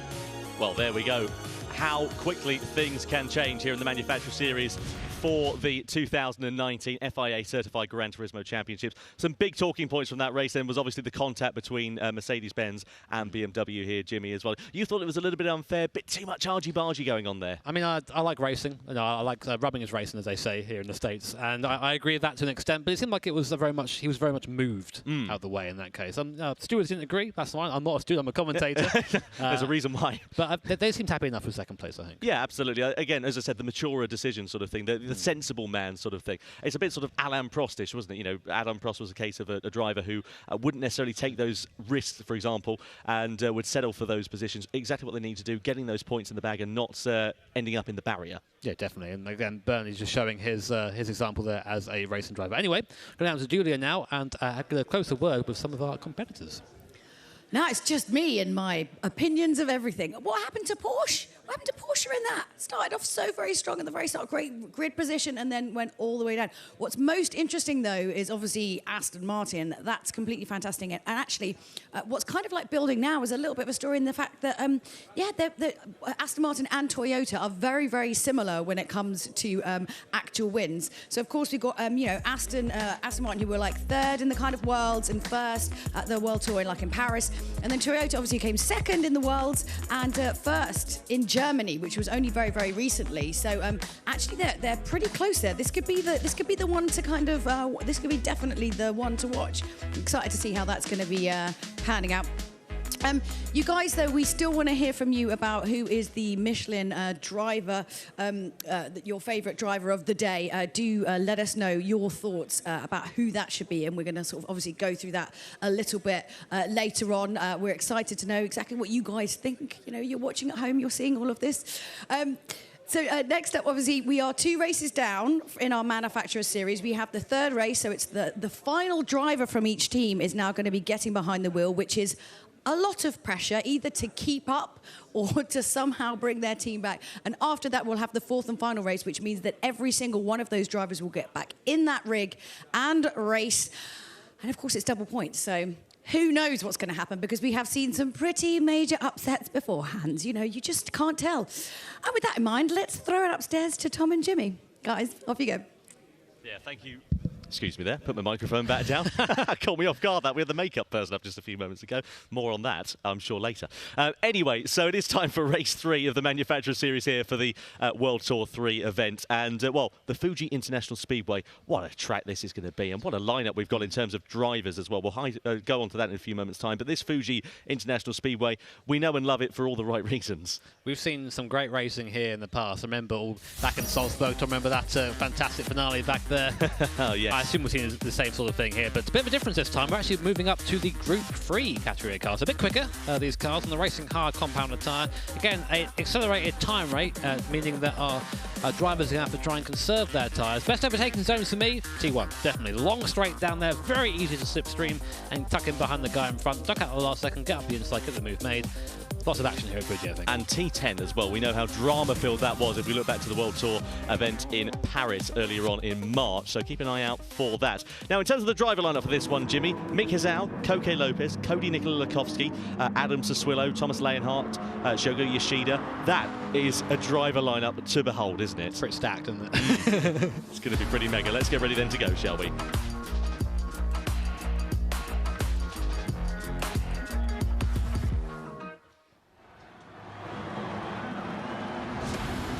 So then, race 3 of the 2019 FIA Certified Gran Turismo Championships about to get underway very, very shortly indeed. Group 3 cars, unlike the Group 4 machines that we've had so far here this afternoon in the Manufacturer Series, and it's Aston Martin with Adam Sassuillo, the British driver, who lines up on pole position on the front row of the grid. Cody Nikola Lakowski as well in the Mercedes-Benz AMG GT3. Row 2, Randall Hayward, the American on home soil in the BMW. And alongside Randall, it is the Alfa Romeo of Shogo Yoshida, the Japanese driver on home soil, will be wanting to do a good job. And down in 5th position it is Grasso there in the Ford GT. Great car in a straight line. And in 6th in Jaguar it is Conny Colomus, another returning driver here in the World Tour events. Lexus there, Andrew Brooks, a bit unlucky out last time out in Nürburgring. He'll be looking to try and do a bit better here. Here's Koke Lopez, my hot pick for the race here. Very fast driver, starting a bit further down the grid than he'd like. Speaking of that, Mick Hazal down in 9th in the Subaru. Watch him, he'll be making up places very quickly. Leonhardt there, down 10th in the VW Bug Group 3 car. Love that car. Then down in 11th we have Hoshino in the Hyundai. And then rounding out the top 12 is the Porsche, Adriano Corazza, another very quick guy. Look for a lot of cars coming through the field in this race. Well, Group 3 cars, of course, Jimmy, cars that have got a lot more downforce, a lot of more different compared to the Group 4 cars we had. You can see all the drivers. This is where they're lining up in the state. Brand new graphic. That's a nice graphic. That's brilliant, isn't it? I like that. I'm a big fan of that. You can see Adam Sassuillo second from the left in the front row of your picture. Mick Hazal and Koke Lopez alongside each other in that second row as we were looking at it. So let's have a look then at these Group 3 machines here, Jimmy. They're pretty tantalising prospects to watch, aren't they? Yeah, compared to the Group 4, these are proper racing cars. Wider bodies, more aero, and a bit quicker. Very similar to the FIA GT3 class. But anyway, now coming up to start the 3rd race here in New York. So then, Koke Lopez is Jimmy and Tom's hot pick for this race then. 4th in the overall rankings in Team Toyota. Can they get themselves in contention here this afternoon in race number 3? We're about to go green at the Fuji International Speedway. Race 3 of the 2019 FIA Certified Gran Turismo Championships for the Manufacturer Series is about to get underway. Aston Martin start the race from pole position. Let's get ready then to go racing, shall we, here at Fuji Speedway. Who will get the lead down towards the first corner? Aston Martin and Sassuillo immediately go defensive. Lakowski slots himself into the slipstream. They all go over to the left-hand side of the picture as we look at it, the right-hand side of the track, down towards turn number 1. You've got to pick your braking point and look at Toyota. and Coque Lopez looking very aggressive. Aston Martin do hold on to the lead. Was there a bit of contact there with Mercedes? There was indeed, and BMW are on the inside. Also, Volkswagen going well wide. They'll need a ticket to get back in after their off-track excursion at turn 1. And here at Jaguar against Alfa Romeo going down in towards that left-hander as well. They're now up into 6th place. A great start there from Aston Martin. They'll be very happy to keep that lead there. Mercedes-Benz, that's Cody Nikolai-Lukowski already up into 2nd position, showing his intentions nice and early. BMW there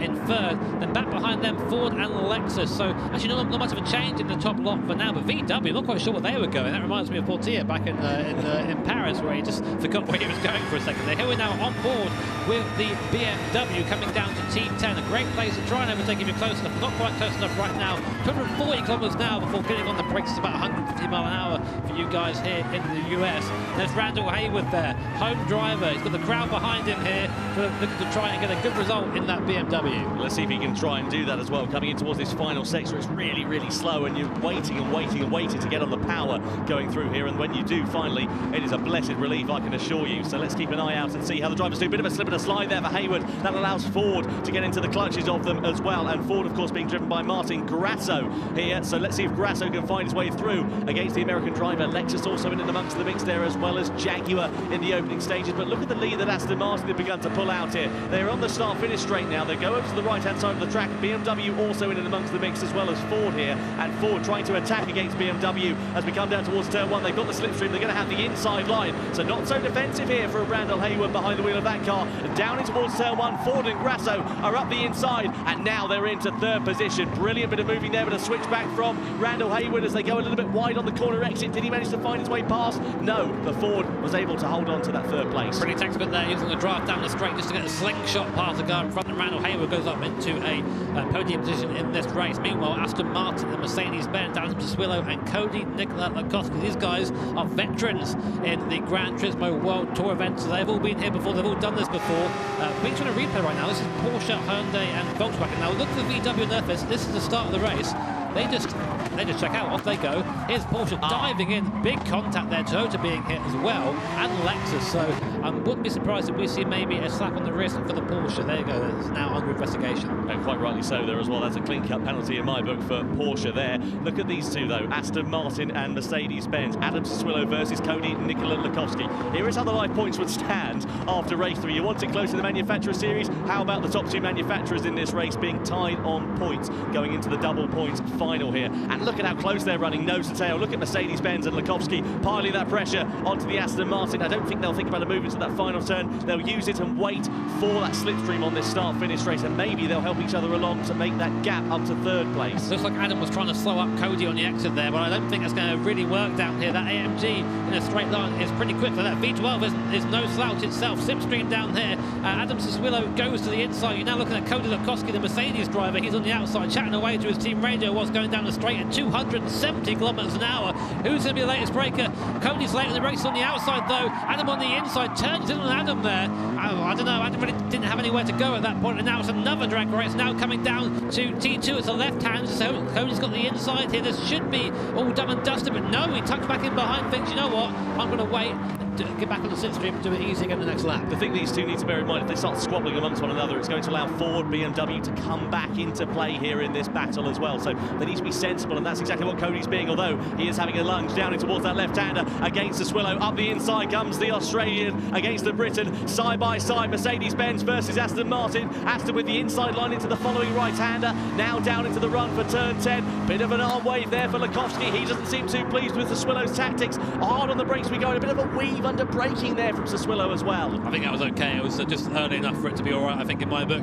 But that Aston Martin in a straight line, absolute weapon. V12 powered, of course. The last of the V12 advantages has unfortunately left us at this point, but it's immortalised here in Gran Turismo Sport. And you're seeing the grunt it has down the straight. Even Mercedes-Benz and Cody Nikolai-Lukowski, one of the best drivers out there, is unable to get by Aston Martin. Meanwhile, in the background, Ford there defending from BMW. Randall Haywood, a fantastic performance for him. Not usually somewhere we see him in a Group 3 car, but he's doing a great job. A bit slidey out of the last corner though. Fantastic stuff from Randall Haywood. This is exactly what he needs to do. Flashing the lights there for Mercedes-Benz and Lukowski, and Aston Martin going defensive with Swillow. You can see how much visibly faster Lukowski is in that final sector of the lap, but unfortunately he's just not going to be able to have the room to use it. Aston Martin, what a weapon that car is, as you say, Jimmy. That straight line speed is evident even with the slipstream there for Lukowski. So Cody going down the straight, probably got his foot buried past the throttle pedal position there, just trying to get it. Oh, in the background, Randall Hayward sideways, and the BMW behind has to try and avoid them. And now the result, here comes Lexus squeezing through both of them. It's almost 4 wide in the background. Jaguar 4, Lexus, BMW, and Lexus come out in third position there. And that all started there with Randall Hayward getting sideways out of T1. And BMW been given a half-second penalty. That's presumably for exceeding track limits. There won't be anything to do with the incident we just saw. Here come BMW on the inside of Ford. They're trying to get that position back. They're down the inside for Ford once again with Hayward, but BMW go the long way round. Can they make that move stick? It'll be absolutely brilliant if they can. Jaguar coming into play now as well, and BMW do manage to hold on to that move. And here comes Jaguar against Ford now. So Randall Hayward going backwards in these latter stages. Down the inside for Jaguar into turn 10. They make the move stick, and Ford go from a podium position down to 6th in the space of half a lap. And it all started down at G1 there, just knocked, I think, Randall's confidence, and then just like that, he tumbles down the field from P3 to P7 now as Porsche get by as well in this last sector. Now, BMW do have a penalty, so they're going to be a sitting duck down the straight. That's not the place you want it. And meanwhile, in front of the field, Mercedes and Aston Martin again going side by side. Cody trying the inside line there, trying to get it done before coming on the straight. Now, watch this Aston Martin in the straight line. Goodbye, says Adam Swillow. Pulls back in front of Cody, and you can see Cody there just completely focused on the rear wing of that V12 line. To Adam, by comparison, yeah, he just looks like that for a Sunday drive.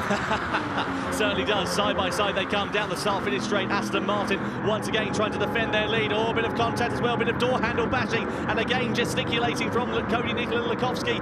The Aston Martin defend that race lead into the first corner. A bit of a slip and a slide on corner exit though. Doesn't allow Mercedes to get themselves in contention, as well as Ford are going even more further down the order. They're now down into 10th place. So, and Randall Hayward, after that incident on the last lap, has been spooked. He's lost his confidence, he's lost his bottle, and he's now down on the fringes of the top 10. I think Cody now is getting a taste of his own medicine. We know Cody's a little bit robust out there when he's driving around, and Adam Swillow is very much aware of that himself, and fight fire with fire, as they say. And right now Aston Martin still leading this race. That Mercedes-Benz, I think, is quicker over a lap. There's just nowhere to get through. Every acceleration zone, that V12 just pulls the Aston Martin in front. But there, Cody going to the inside nice and early. Adam comes across to defend, as he has done for the last few laps, and just slows right down on the apex. You can't just drive through each other here. You see Cody just trying to just look for different ways by. And this last sector is a very hard sector to pass, and it's just follow the car in front and try and set yourself up for the pass on the straight. Here are the live point standings. As it stands right now, if the race finished,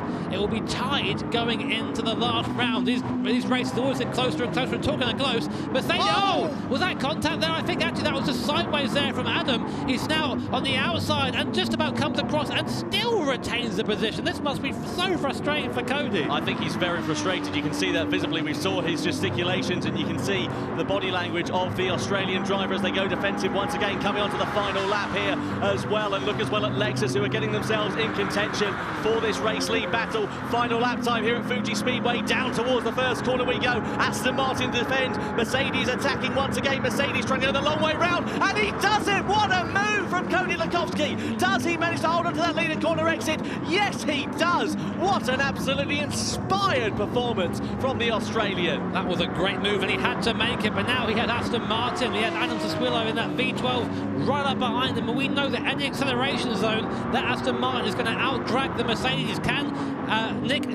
Cody get far enough away to put a gap there? We'll see. Now coming down to the last section, Adam is now, I think he's done his tyres and he's sliding coming into the left-hander. 3/10 now is the gap. I think Cody's got his on the front of there, and in the background Lexus is coming back into play as well. Adam might not finish in second at this rate. Well, the crucial thing is we know how strong Cody is in that final sector here at Fuji as well, so if he can keep it together, if he can go, and he's wide. Adam Swillow makes a mistake, he goes wide at turn 10. It allows Lexus through on the final lap of race 3 of the Manufacturers Series. Oh, the frustration for Adam Swillow behind the wheel of the Aston Martin. It's all gone wrong for the Briton, and now that leaves a clear run to the checkered flag here for Mercedes. But can Aston Martin overhaul Lexus into the final series of corners we go? It's going to be a drag race to the line for second and third position, but meanwhile Cody Nicola Lukowski reminding us why he's one of the best drivers here at the Gran Turismo World Tour. Around the outside of T1, didn't look back, comes across the start-finish line to claim victory for Mercedes-Benz in race 3 here in New York. Meanwhile, in the background, Aston Martin can't quite overhaul Lexus, and Lexus taking second on the last lap will finish on the second step of the podium. Aston Martin third. Subaru, Mick Kazal up to 4th position. Wow, I didn't see that. Somehow Mick came from the back of the field up to 4th, BMW 5th, and Porsche finishing in 6th. We were so focused on that great scrap for the race leader in front. What a performance from Mick Kazal. You can't take it away from him, but you certainly can't take anything away from Cody Nikola Lukovsky as well. The Australian driver who hails from Macedonia as well. You can see him there, thumbs up on your screen. Absolutely brilliant racing for race 3 of the Manufacturers Series. What it now means, of course, is that Mercedes-Benz have got that bit more of a points buffer going into the double points finale here. I'm sure they're thinking, right, this is our time now. You know, we didn't quite get it at Nürburgring. We're going to do it this time. It's looking very strong for the Mercedes guys at the moment. Certainly is. Let's talk about Aston Martin. Let's talk about Adam Sassuolo as well. What do you think about those moves? We saw him ducking and diving under braking. We saw his tyres went off at the end of that race. Harsh but fair, do you think? I think that Adam's moves were firm. I think they were fair. That's the thing. There's definitely a difference between matching someone, but he was moving before Cody made a move. So I think that's fine. But you saw at the end there, he was really just working the tyres, taking the narrower line in the corners, just trying to make sure that Cody was not given any opportunity to get by. And as a result, get to the end of the race, cars didn't want to turn in, went from bad to worse. Yeah, completely. Let's have a look at some replays then, shall we, of that race 3. So away from the light, of course, it was Aston Martin who had the initial advantage. Of course, they had the race lead going down towards that first turn. Mercedes-Benz also in amongst the mix here, as well as BMW and Alfa Romeo in the early stages. Then we saw Ford. Now, this was a really good talking point and great for Randall Hayward in the opening stages of this race. They managed to get themselves ahead of BMW with a very nice switchback move into the first corner, running a little bit deep, but they got a good exit out of that turn. Beautiful driving, mate. Beautiful driving. Sorry, I was just talking over Martin Grasso there. You can see him on the team radio. Now, here was Aston Martin versus Mercedes-Benz. Again, side by side. It was a feature in this race. It was happening in the mid stages. Let's have a listen to the team radio, shall we? Come on, Aston, stop blocking. If this doesn't work, just go. Exactly. Yeah, I don't care. Take care of the tires. Yeah, Cody quite clearly visibly frustrated with that. So he thought he was being blocked there. I wouldn't agree. I think there was a firm defence. And there's Ford in the background. It was Grasso, sorry, spun me. He was calling it as Randall Hayward. It was Grasso in that car. Spun the car around on exit there and caused this great move in the background. We are unfortunately going to cut away from. But here was the, well, again, more action. We had the Aston Martin was so quick in a straight line that Cody couldn't really do anything unless being well alongside. Here, for example, we see, yeah, I think that's a fair move. He comes across nice and early. They're not... Mercedes-Benz hadn't committed to the line at that point. I think it was fair. Indeed. We have a good chance of winning this, boys. Absolutely. We can do it. Great job, mate. Brilliant. Yeah, great job all round. And he's pumped up, isn't he, Cody Nikola Lukovsky? What a great performance from the Mercedes-Benz driver. Kept his calm, kept his head when others around him didn't, and that is exactly what he needed to do.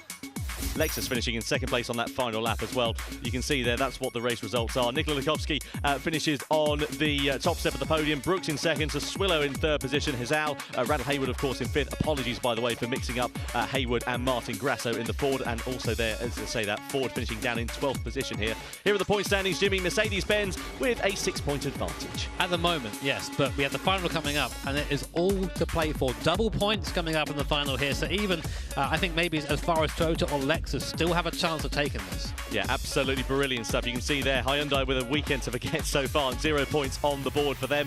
6 points on the board for Ford there. Again, it's not been a weekend to write home about in the Manufacturers Series. So let's head down then to Julia, shall we? Hopefully we'll head down to Julia in just a few moments' time. Let's see if we can head down to her now. Hi. Yeah, it was all very exciting down here. A flurry of activity. So our camera guy was just slightly around the corner.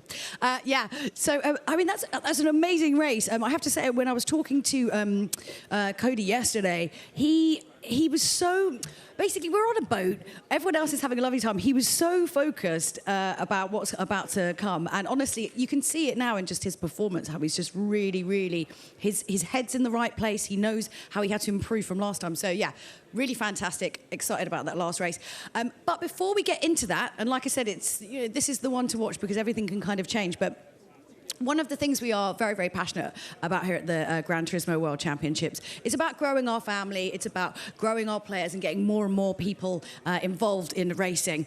And one of those things we would love to get, of course, is more women getting behind the wheel and coming and joining us and joining part of our family. And well, there's basically there's a very, very famous female racing driver, Jamie Chadwick, who's literally just come away from winning the first ever W Series, who uses GT to train. Now, if ever there was a reason to get behind the wheel, it's definitely that. Let's take a look. It's quite cool how accurate it is. Like, I'm kind of braking in all the same spots, doing the same sort of things. So I should probably come in here for an hour before doing my actual stint.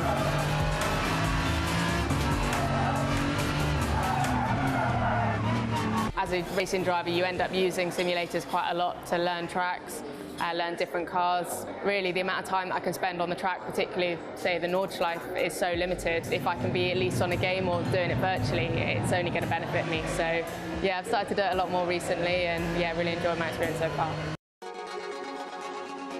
Esports has definitely become part of my training now. It's something that I do going into each race weekend as preparation, and I think it keeps you sharp, obviously. I think the main thing in the car is that kind of quick reactions, reflexes, having to concentrate for a long period of time, and all these sort of different skills are very transferable, and I think that's really important to be able to practice. I think the quality of racing in the virtual world is so high, so for me to get up to speed and to actually be competitive in that is almost harder than it is to be in real life. So what esports does is it provides of a slightly more accessible way into motorsport without having to break the bank. And yeah, it's a shame I don't see that much female representation in the esports world, but hopefully we can start to change that, and that will then make, you know, more young girls get involved in the real thing as well. It's great to see, you know, the quality of gamers that there are out there, and a lot of them that have come into the real world have been super competitive. So I think it's a great thing. It's an accessible way into our sport, so hopefully it continues to rise. Well, wonderful to hear there from Jamie Chadwick, 2019 W Series champion as well. Absolutely brilliant, wasn't it? Really good explanation there. Oh, Chadders. Great to have her there. And, really quick, incredibly quick driver as well. And again, just showing that the link and the barrier between real life and esports now is just getting smaller and smaller every day. It really is. Let's have a look then, shall we, as we switch our focus to the final of the Manufacturers Series. The Autodromo Interlagos is the venue for this final race then of the afternoon here in New York for World Tour 3. It's a historic track. It needs no introduction, Jimmy, but let's give it one anyway. Yeah, brilliant. It's like one of my favourite personal circuits to drive on. Very quick, very fast-flowing circuit for first sector and the last sector. Middle sector, though, all about that technical that driving. Nice and easy through there. The drivers who are better on the throttle and smoother will do better through that sector. As you're seeing here, we have 25 laps here, team race, so it's a bit of a slog, this one. Certainly is, yeah, and of course those tyre selections and the strategy is going to make things very, very interesting indeed. Now, in terms of strategy, in terms of tyre selections, yesterday a partnership was announced between Michelin and Gran Turismo, where they became the official tyre technology partner of the Gran Turismo series. And we talked to a few competitors and also Scott Clark from Michelin, the Executive Vice President, to find out a little bit more about how important that is.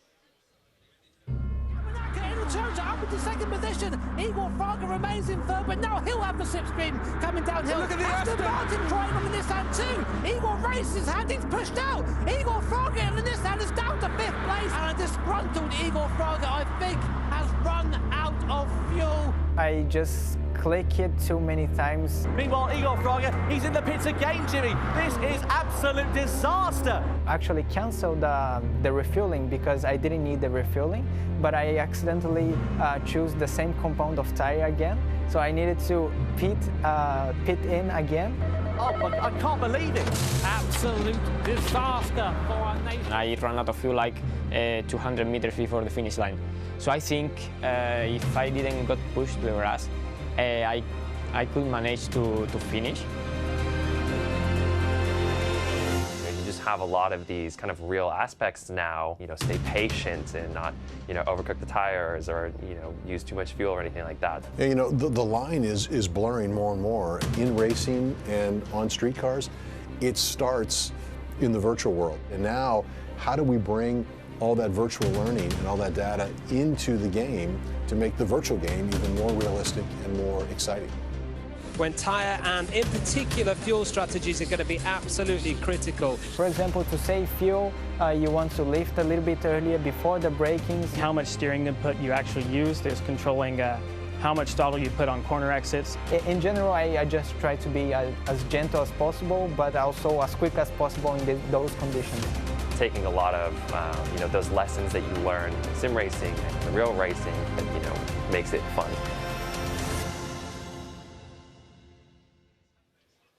Hugely exciting to hear how important strategy is in Gran Turismo sport and what it means for these drivers and these manufacturers' teams to get it right and make those calls very right indeed. Just another level of immersion, really. Yeah, it really shows you that just how close this is to the real thing nowadays. You have to be considering these things, as Nick McMillan there said in the tape, that you have to be thinking about not overdoing the tyres, saving the fuel. Yeah, it's everything a racing fan could want. Yeah, it really is. So going into this Manufacturer Series final as well, we know how quick our different competitors have been. We know how close it is at the top of the standings, and also double points for this one as well. That's another thing that's going to make it very, very interesting indeed. Of course, instead of 12 points for the victory, there's 24 points on the board.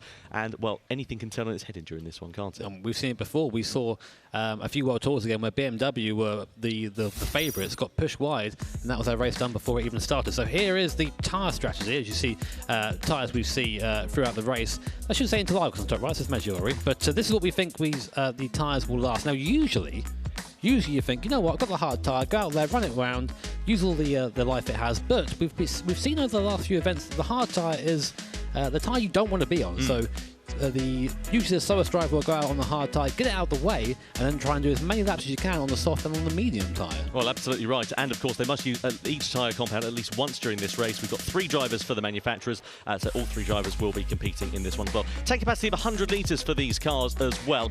15 to 19 laps on average of fuel, and you can see there 3 seconds a litre with the fuel consumption is at a 3 times rate as well, so they are going to have to be refuelling and taking some more juice on board. I've heard it may be a fuel race, this one. It may be short shifting. Our drivers, of course, have the option to turn the engine down to lean if they want to save a bit of fuel and sacrifice a bit of power in a straight line. So there's lots of factors coming into this race that could affect the outcome. Yeah, lifting and coasting as well is another way of saving fuel. So it's all worth bearing in mind. These are all things that we might be seeing over the course of this race. What we want, though, is a great out-and-out scrap as we've seen so far here this afternoon. Well, I guarantee you will see one, especially if it's double points. Those guys are hungry for points. Yeah, they certainly are. Well, let's talk about Aston Martin as well. Adam Sassuolo, we know how incredibly quick he's been. Do we think he was a little bit unlucky in that last sort of section of the race last time? I mean, we know how firm and fair he was being with the moves he made on track, but then the tyres at the end of it just seemed to go off, and it seemed to just sort of go to pot for him, really, didn't it? I think you make your own luck in racing, really. He'll know that. The mistake that cost him second place in the end, that was down to him. That wasn't anyone else. And Cody, of course, I think he very much earned that first position game all the way around the outside at T1. What a move. But I think that Adam just pushed it a bit too hard and then paid the price at the end there. Yeah, really, really did. And it was hugely exciting to see how they're all going to do as well. In terms of the drivers, I've got them written down here as to who is starting for the different manufacturers. So, for example, with Aston Martin, we have Nick McMillan, who's going to be taking the wheel for them. So Adam Sassuolo will be in that car a little bit later on there, Jimmy. He will. And speaking about Adam Sassuolo, we actually have him down right now ready for an interview. Let's see if we can pick his brains about what sort of strategy we can expect from this race. Now, Adam, can you hear me up here? I can, yeah. Oh, that's awesome. Hello, Adam. How you doing? You good down there? I'm good, yeah. A bit sweaty after that race, but... So we'll very quickly go into that just before we go into the next thing. What happened? Looks like tyres went off. Yeah, I just didn't have the rear grip to get out of the corners to properly defend into the next one. So, yeah, the pressure from Cody was quite relentless. So it was a tough race, but I enjoyed it. He mentioned blocking. I don't share that sentiment. What do you reckon? Fair moves? I don't think I made 2 moves. I always left him a car wait for when I went back across. So, yeah. He's all right at that. So I'm going to try and get some info out of you now. Strategy for this last race. What do you want to share with us? Anything? Go as fast as possible, maybe. That's a nice one. That's nice, simple, isn't it? Well, thank you for that. You're making my job very easy up here in the booth. No worries, mate. Well, thank you for that, mate. Best of luck in the last race, and great to see Aston back at the top again. Yeah, cheers, mate. Thank you.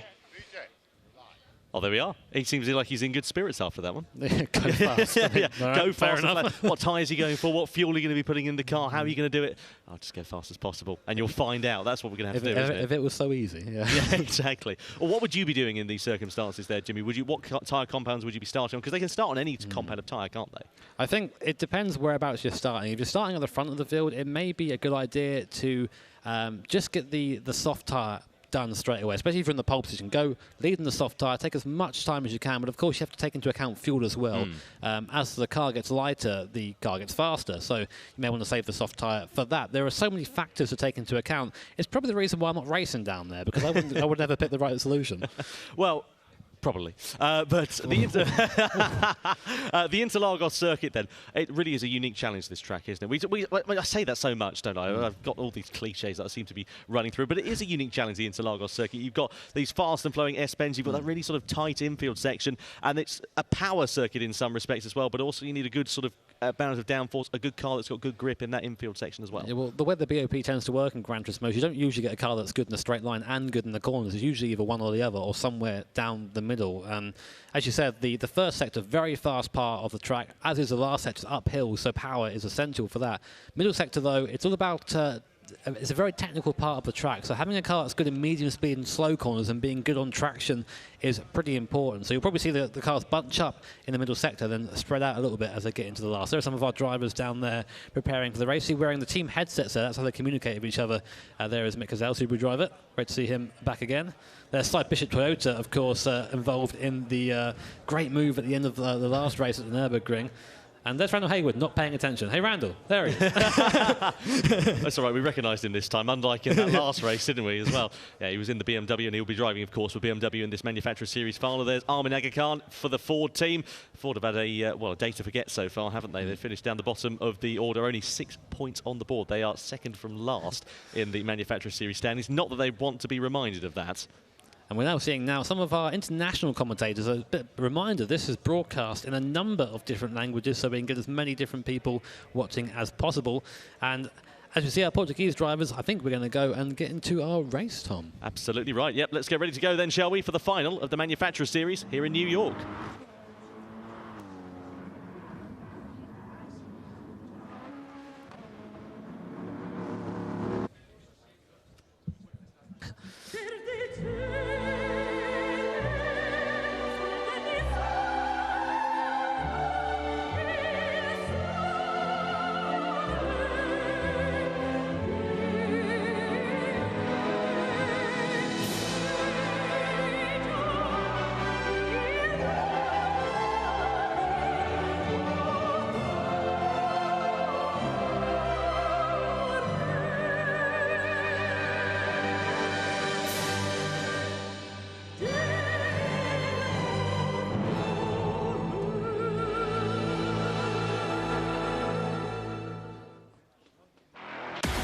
The 2019 FIA Certified Gran Turismo Championships here for World Tour 3 in New York is the Manufacturers Series final race of the afternoon. Who is going to be on top? Mercedes-Benz and Bernie Valverde kick things off. They line up on pole position.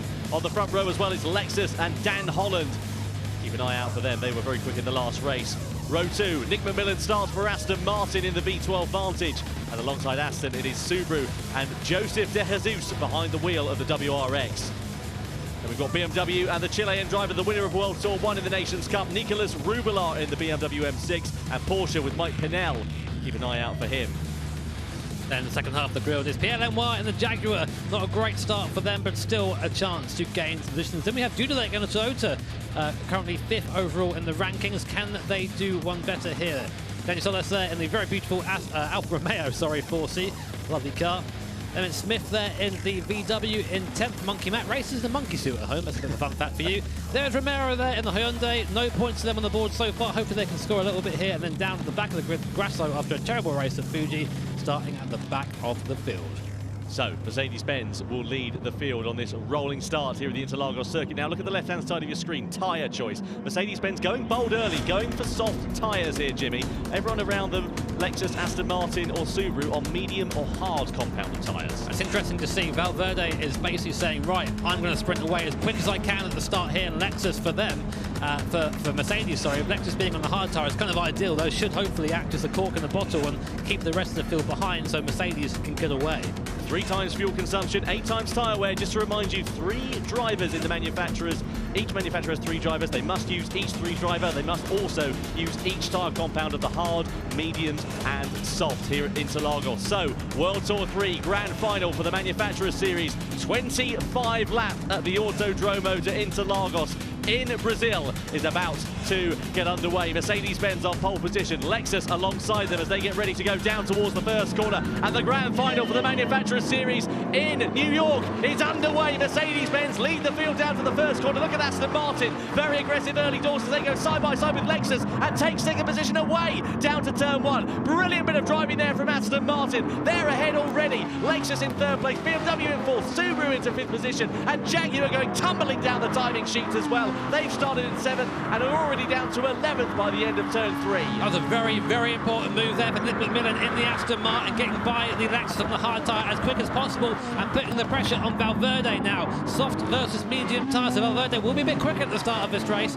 but Nick McMillan in the Aston, they're using a straight line speed to keep up. Meanwhile, 3rd place Lexus and BMW. Lexus with a big tyre disadvantage. BMW looking to try and go around the outside there at T6. Starting that car, of course, is Mr. Rubelar. So very quick driver in that car. Hyundai already being investigated for an incident. It's just not been a good weekend for them. But meanwhile, these guys still scrapping, and that soft tyre, seeing the difference here. Look how much quicker the BMW is out the corner to the Lexus by comparison to standing still.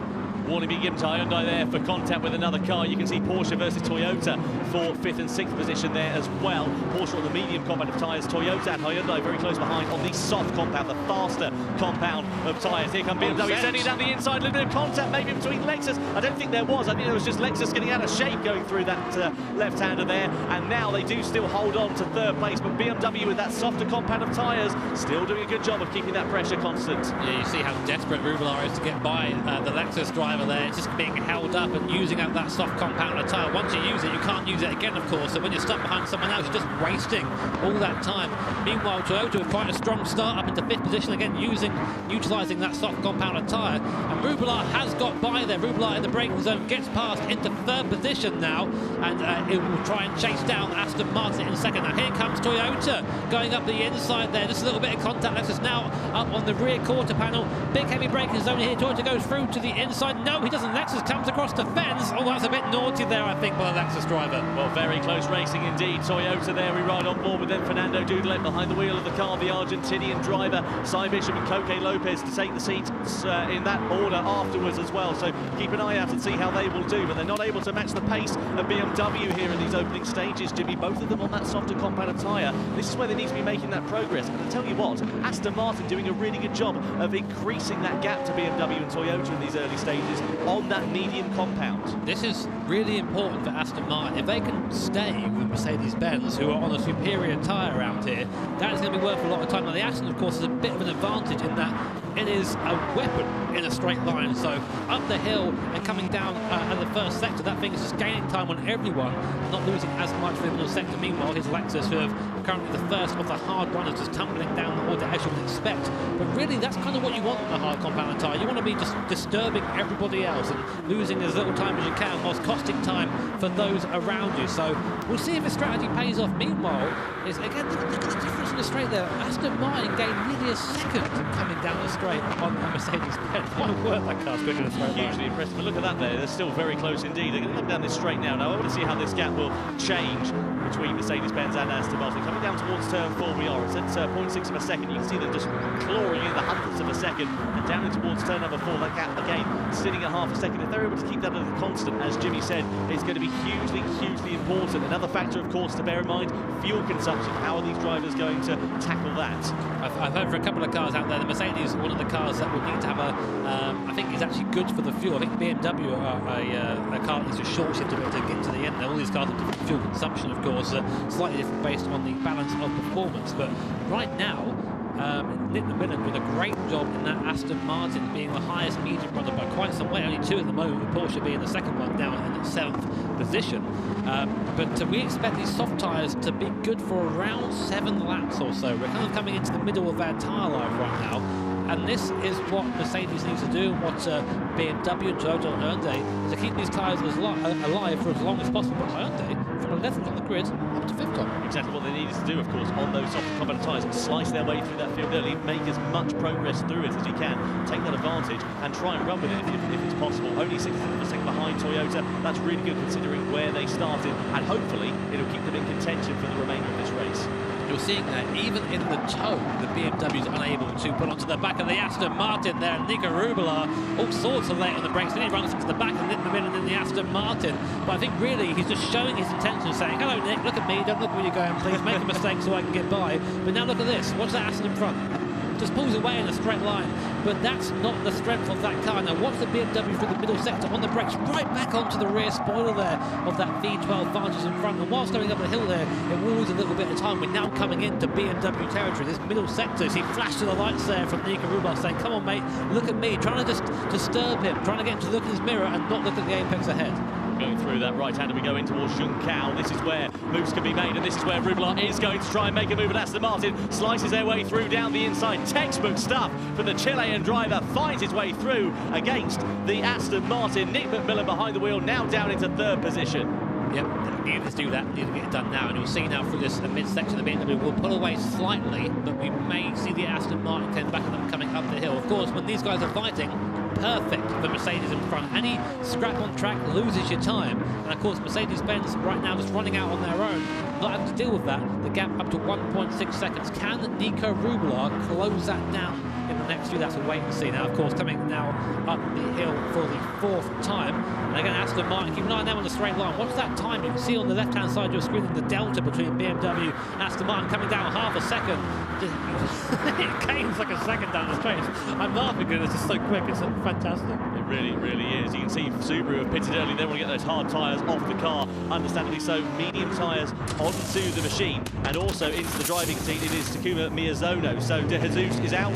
Miyazono is in the car onto the medium compound. Bit of fuel on board there as well, up to 82 litres. They rejoin onto the circuit. This might be a good play here because, of course, they're now in free air. They can essentially undercut the other hard runners in front of them. We still have Mick Hazel to come in that Subaru, who'll be coming in towards the end of the race, I imagine.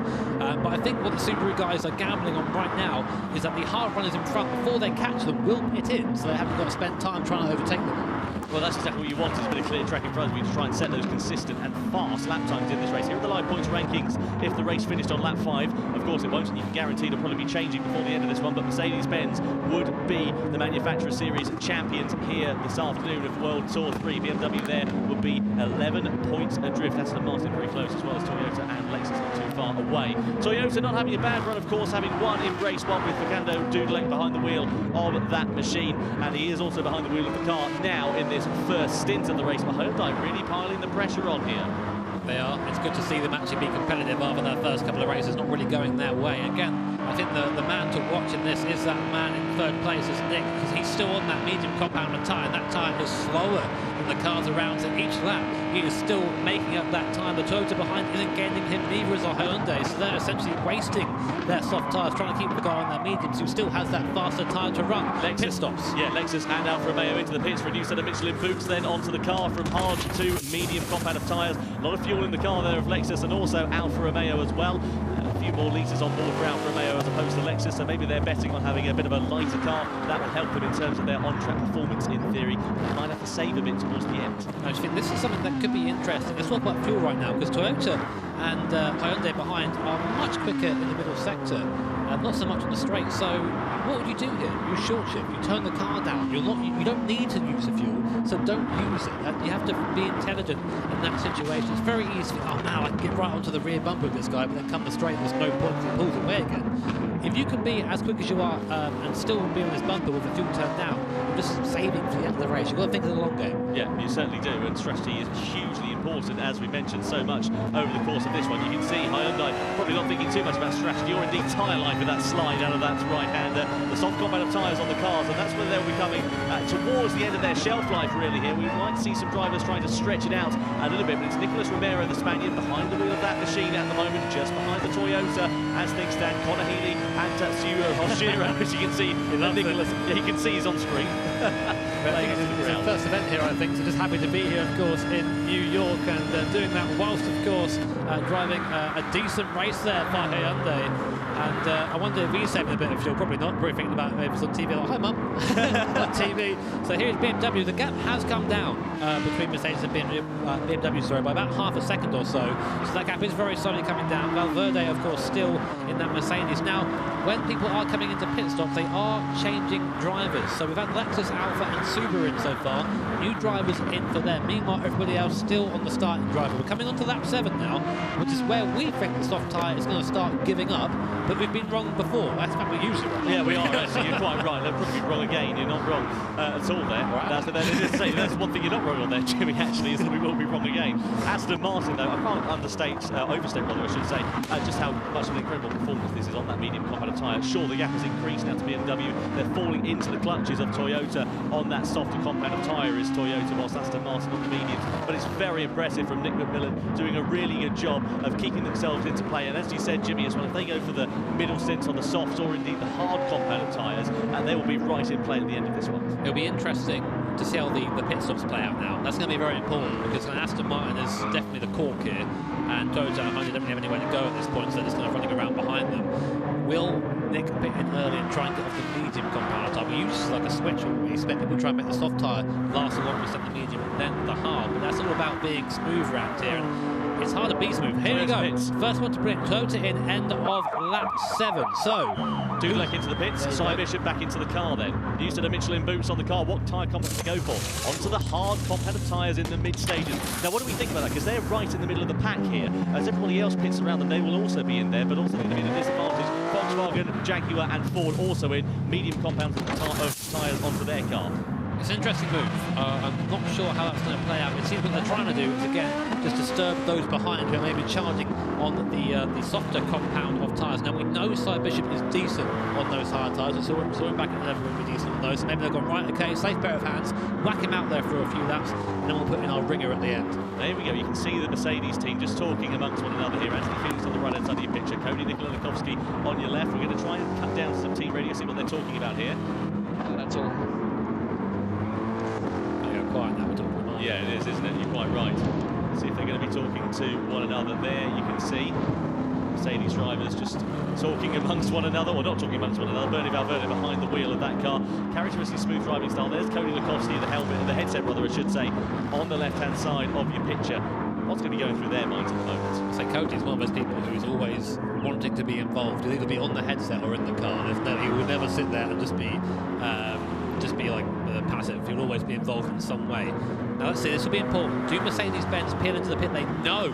They go round again. BMW do though. So this is a big move for the race here. Rubelar comes into the pit. He's had enough of those soft compounds of tyres. Who's going in now? It's going to be Randall Haywood that goes into the car. Now the American driver onto the hard compound of Michelin tyre there. That is crucial here for BMW. Are they going to be able to come out onto the track? Will they be able to undercut Mercedes-Benz? It depends on which way Mercedes go. If they go for the medium compound of tyres, obviously they're going to have a little bit more pace behind them, but it depends on whether Haywood can get a good pace advantage, get some clean laps in before Mercedes do pit. As they emerge back onto track, let's keep an eye out and see how things go. So Valverde now needs to have the in-lap of his life to try and keep himself in contention here. So Valverde has had the luxury of not having to fight anyone, so he's been able to really keep these tyres nice and fresh for as long as possible. Right now, they're way beyond the tyre life we think they should have, but even though he's still pushing it, of course, Bernal Valverde is we've said it a couple of times, a real-life Costa Rican touring car driver. So who's a guy who knows how to drive a race car in real life and in the sim, one of the fastest guys from that region.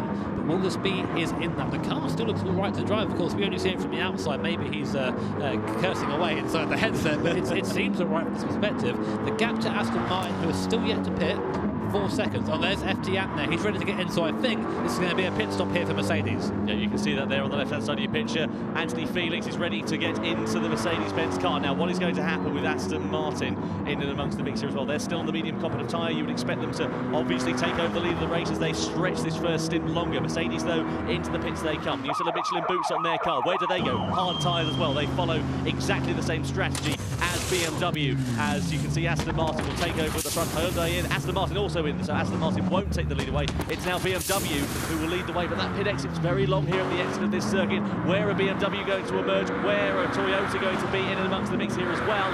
And also Mercedes-Benz side by side as well between Lexus and Subaru down to the first corner. Lexus get themselves ahead of the Japanese manufacturer. I'm just thinking, Tom, that Subaru right now up into 5th, so they're getting there now. They've already had their pit stop. They've got the softs to come, and they've got Mick Hazal to come. They have. Yes. So that's a tantalising combination if there was one. So we'll see what happens there. All the guys at the top have kind of gone for that quick start as it is, but the guys at the back right now, they're going for the second half of the race. They're thinking for the long game. They want to be attacking at the end and not defending. Easier to chase than it is to defend. It certainly is. Well, you can see Mercedes-Benz have emerged back into the lead, 1.2 seconds ahead of BMW, so Randall Hayward and the undercut, sadly, for that team hasn't worked for them at the moment. Here is Lexus, though, meanwhile, in 6th position. In front, it's Hyundai versus Toyota for track position, both of whom have made a pit stop. Hyundai on the medium compound of tyres, Toyota on the hard compound of tyres, the slower compound, but they are really piling the pressure onto the Korean manufacturer. Behind the wheel of that Hyundai at the moment, it is Tatsuya Hoshino, a brand new name in the manufacturer series, making his debut here this weekend, doing a really good job of defending so far, but he has got the Toyota and the New Zealand, the Kiwi driver of Cy Bishop behind the wheel, who is really beginning to put the pressure on to that team. Getting a free toe up the hill as well. We know that Toyota is pretty decent in a straight line with the toe as well. He might have an opportunity here to make a move into T1. Now, what's that relative at the front of the field? We're having a little bit of a timing error there on our screen. Here comes Hyundai, then defends into the inside. Looks around the outside now, looks like he isn't going to quite make that work. Cy Bishop thinking better of it there and just trying to keep the line as clean as possible. But Hyundai go very wide into T1 there. We missed that one off our camera. They're slowing them out up through T3, which is going to slow them all the way down the straight here. Meanwhile, Lexus in the background on that medium compound tyre looking to get back involved. Toyota, look to the inside. Side by side they come. Toyota versus Hyundai for track position. Toyota with the inside line down into turn 4. Hyundai on the outside. Lexus coming into party as well. And Hyundai has lost out to Toyota as the Japanese manufacturer fights their way through. Side by side they come once again in towards the right hander we go. Toyota with the defensive line, the inside line into here. They hold on to that position, and again a little bit wide there for Hyundai. That allows Lexus to close up even further as they go in towards Junkao. Riding on board with the cars, you can see Toyota at the bottom of your screen, and here we go as well with Toyota versus Hyundai again. Side by side they come. Toyota on the inside, sideways for Hyundai. They get muscled out wide, and here comes Lexus into play as well. Still side by side. Now the battle for 5th position between Lexus and Hyundai. Lexus on the outside, Hyundai on the inside, of the sideways moment there as Lexus runs wide and they lose out to Hyundai in and amongst that drama. The different driving styles there of Cy Bishop there and the Hyundai drivers. Cy just is out for a Sunday drive, and then meanwhile we have that was Hoshino there in the Hyundai, looking like the wheel was about to fall off the desk. He was really wrestling it. Meanwhile, that was an absolutely massively important move for Toyota. They're on the hard compound tyre. They jumped someone on the medium. They've got the soft to come at the end. Coque Lopez there waiting. It's going to be a great finish, I'll tell you that now. It certainly is. Pound seats, as you say, for Toyota at the moment, and also Cy Bishop as things are standing. So going through that left-hander, we are now on towards this straight and coming down towards turn number 4. As you say there, Hoshino behind the wheel of that Hyundai at the moment, really struggling. Looks like he's trying to fight a bear in a lift as things stand down towards turn 4. Where did you get it from? I've no idea. I just made that one up completely on the spot, Jimmy, but it seemed quite apt given how much he is wrestling with that car. So all the while this is happening, it's allowing Aston Martin, BMW and Mercedes to pull away. At the front of the field, the gaps were around about the same. BMW 1.7 seconds now behind Mercedes, with Aston Martin at 2.7 off the back of them. Now Aston, of course, still have the soft tyre to come. Mercedes and BMW have both used theirs. So it's really going to come down to this last stint to see who comes out on top. On board now with the Alfa Romeo coming into the middle sector. You see the Lexus by comparison towering over the rather small-looking 4C, but both fairly similar paces in a straight line. Here is Alonso Regalo, the Peruvian driver, one of the youngest drivers ever we've had here. 18 years old. 18 years old he is. You've got, oh, look at that bit of a slide there as well as this Alfa Romeo. It's not necessarily what we're used to seeing here in the Manufacturer Series, but doing a relatively good job out there in 7th position, keeping that pressure onto Lexus. He is just trying to seek a little bit of slipstream there from the cars in front. You can see the cars snaking there. So you have to follow the guy in front of you down the straight to make the most of that section. 260 k's down the straight. That's about 160 mile an hour there. A little bit late on the brakes there was Alonso, but just about manages to gather it back up again. And the head of his train, of course, Mr. Bishop, still there on the hard tyre. Again, this is really important for Toyota. They're maintaining track position while on the least gripy compounded tyre, and essentially waiting to try and get the car handed over to the next driver after that for that attacking stint. Right now, it's just trying to put yourself in play for that last stint. Seems to be the case at the moment. You can see there Lexus, again, still putting that pressure onto Hyundai. These guys running relatively close at the moment. Still keep an eye out for Toyota. They've got, of course, another softer compound of tyres to come in this the end stages of this race. And also, of course, they've got Coque Lopez, a very fast driver who has always been there and thereabouts in the World Tour, but never taken a victory. As Porsche managed to get ahead of Jaguar, the 10th position. Porsche on the softer compound of tyres. Bit of a slip on the side there for Lexus coming out of the left-hander. Not allow them to make any moves on Hyundai as things stand. Andrew Brooks behind the wheel of the Lexus machine at the moment. Dan Holland and Baptiste Boudoir, also the other drivers who are competing for that team. Of course, Lexus, the inaugural Manufacturer Series champions of the 2018 FIA GT Championships. Porsche making their ascension to the field here, Jimmy. They're the only team that are on the softer compound of tyres. Now, why do you think they've opted for that here in these mid-stages? I think it's a mistake, really. Oh, we'll go back to that, Tom, because BMW have pitted from 2nd position and gone for the medium tyre with 11 laps to go. They're looking for a fast finish. Now, who is that finishing out for BMW? That is going to be Iseri there, the Japanese driver. He's going to be finishing out for the BMW and basically just driving that thing to the end. A long pit stop there. Fuel back up again. Oh, and a penalty for Hyundai. Yeah, we haven't seen exactly why that is. Must be because of an incident on track. We have been riding aboard there with Lexus for a good while, so I'd like to think that we would have seen that, but either way, we didn't spot it, so apologies if we did miss it. But Hyundai, as you say there, Jimmy, 1 second penalty, not what they would have wanted at all. And of course, the penalty zone here in a very critical area. Of course, it's right on the straight where they would not want to have it at all. No, definitely not. Bit of a train of cars now coming up. All the cars coming closer together, of course, with the reason being this man here, Mr. Cy Bishop in the Toyota, holding everybody up on that hard compound tyre. He's doing his job perfectly at the moment. This is what he has to do, and you see just how close Hyundai are getting now. It's at the point where the hard compound tyre is starting to fall off itself, and that it's a slow tyre already. The thing is here as well with Toyota is that Cy Bishop's driving style is really complementing how he's performing out there on track. As you say, he's so characteristically smooth, like putting a spoon through a treacle at the moment. And he's just able to keep that on the straight and narrow compared to the Hyundai. Very aggressive there. Just saw Coque Lopez in the picture in the top left-hand corner there. I think he's just saying, okay, maybe it's time to pit in at this point. I think he's putting the indicator on, saying, yeah, the indicator's come on just to say, please don't, I'm coming into the pit now. So there you go, Toyota now coming into the pits. And Coque Lopez is going to be finishing off this race for the Japanese manufacturer. We'll be taking the medium tyres to the end for both BMW and Toyota now. Similar strategies. Let's see who comes out first. Going to be very exciting. More fuel on board as well to get to the end of this race. 11 laps to go here as they come into this pit lane, then waiting for them to emerge back out on track. Where will they emerge? There's BMW. They're going to be behind BMW as they emerge on circuit. Now, what about Mercedes-Benz here and Aston Martin? When do they blink to the end of this race, Jimmy? What's their strategy got to be now? It's a hard one to call at this point. Try and get off these tyres as quick as possible. It's going to be Cody Nikolakowski who finishes off the race for Mercedes. So I guess try and get him in as quick as possible. That is Hyundai, I think. Oh, this is with the penalty, apologies. Sorry, this is Lexus versus Hyundai for position. This is Lexus sending it down the inside of the first corner. Smooth as you like. Alfa Romeo also in the background there as well, going side by side for track position against Porsche. Nice move there from Lexus, getting that move done and getting a bit of clear track in front of them. Nice and easy. Now you can see on the left-hand side of your screen, the top left, in the P column, how many times the teams have pitted. Only right now, BMW and Toyota have made both their stops. They do not have to stop again. The rest of the field owe one more stop at this point. Let's see if we'll see another pit stop here. Anthony Felix, of course, at the helm of the Mercedes right now. Will he put into the pit lane?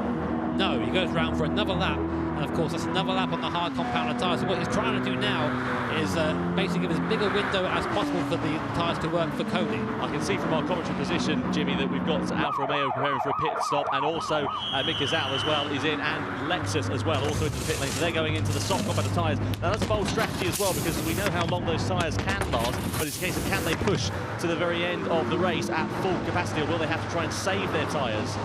Now this is going to be really interesting to see, because Subaru were the #1 qualifier around here in both sessions. Yeah. And who did that?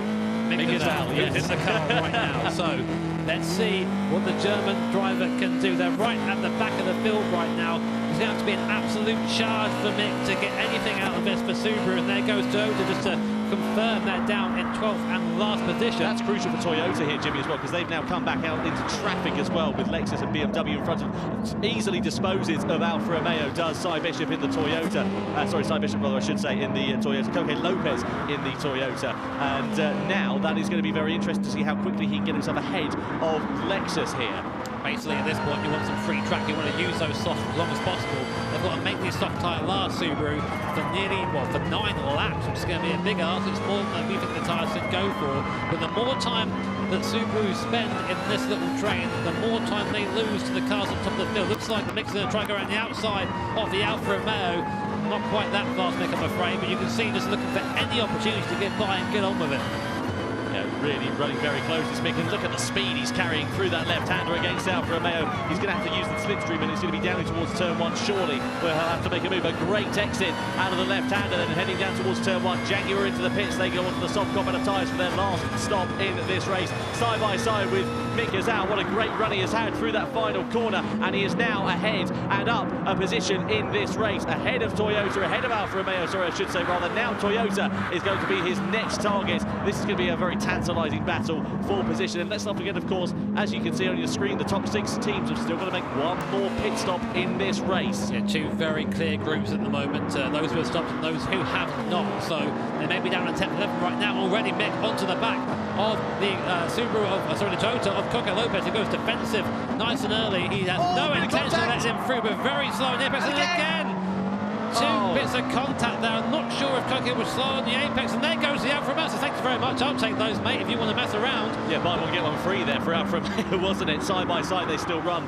Toyota versus Alfa. Alfa on the outside, Toyota on the inside. Mick is out ready to pick up the pieces if anything goes wrong here. Down into Junção we go, muscled off the track for Alfa. They're going to go the long way round here. Are they going to manage to make that move stick into the left-hander? They certainly are. They've profited where Toyota have sadly come adrift following that contact with Mick Gazal in the Subaru, and down and towards the right-hander we go once again. Now it is Toyota versus Subaru as they go side by side. Tom, round the outside there, you do not see that move. Mick Gazal puts one round the outside of Coque Lopez, obviously very frustrated with the first part of the lap, and now up the hill they go. Meanwhile, we have the leaders coming in for their last pit stop. Cody Nicolakowski gets in the car for Mercedes-Benz, VW in, Porsche in, Aston Martin in. It's now going to be a sprint to the line. Hyundai stay out, they will take over the race lead, but they've got to make one more pit stop. So who is going to emerge in front in all of this? What can Cody Lakowski do? Keep an eye out for him as they come back out on the track. There goes Hyundai, the race leaders, but Lakowski is going to emerge out onto the circuit, surely in second position. He comes off the limiter, he's on the medium compound of tyres, and now it is going to be a sprint to the checkered flag here in this one. Where are Aston Martin? They're on the soft compound of tyres. There they are, right in the background of your shot. Now keep an eye out, because Aston Martin, of course, have got Adam Soswillo behind the wheel of that car, and we know how fast crucial that car is in the straight line. Here's Toyota versus Subaru. Side by side we go into the left-hander of turn 4. Toyota have to lose out to Subaru as Mick Gazal does again do it around the outside. What a move there from the German. He needs to get away from this pack as quick as he can. He is losing so much time squabbling with Coque Lopez and that Toyota, and he's very fast running out of laps. 6.5 laps here to go at Interlagos in the manufacturers' grand final here at New York, and we have cars charging from the back of the field in the soft compound tyres. Toyota and Alfa Romeo side by side once again.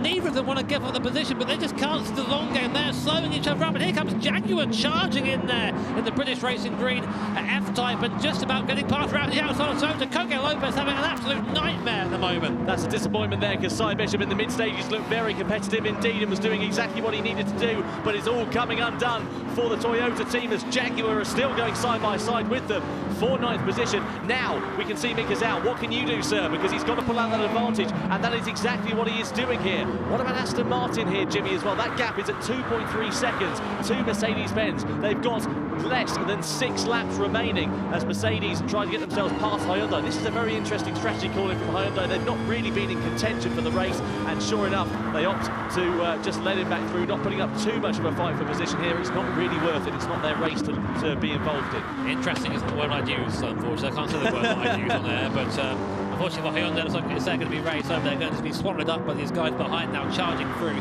That was important to Mercedes. They need to get by as quick as possible because they have Aston Martin behind, who are quicker at the moment on the circuit on that soft compounder tyre. Adam Siswillow there at the wheel of that. And again, we're seeing a repeat of the last race. It's going to be Siswillow versus Cody.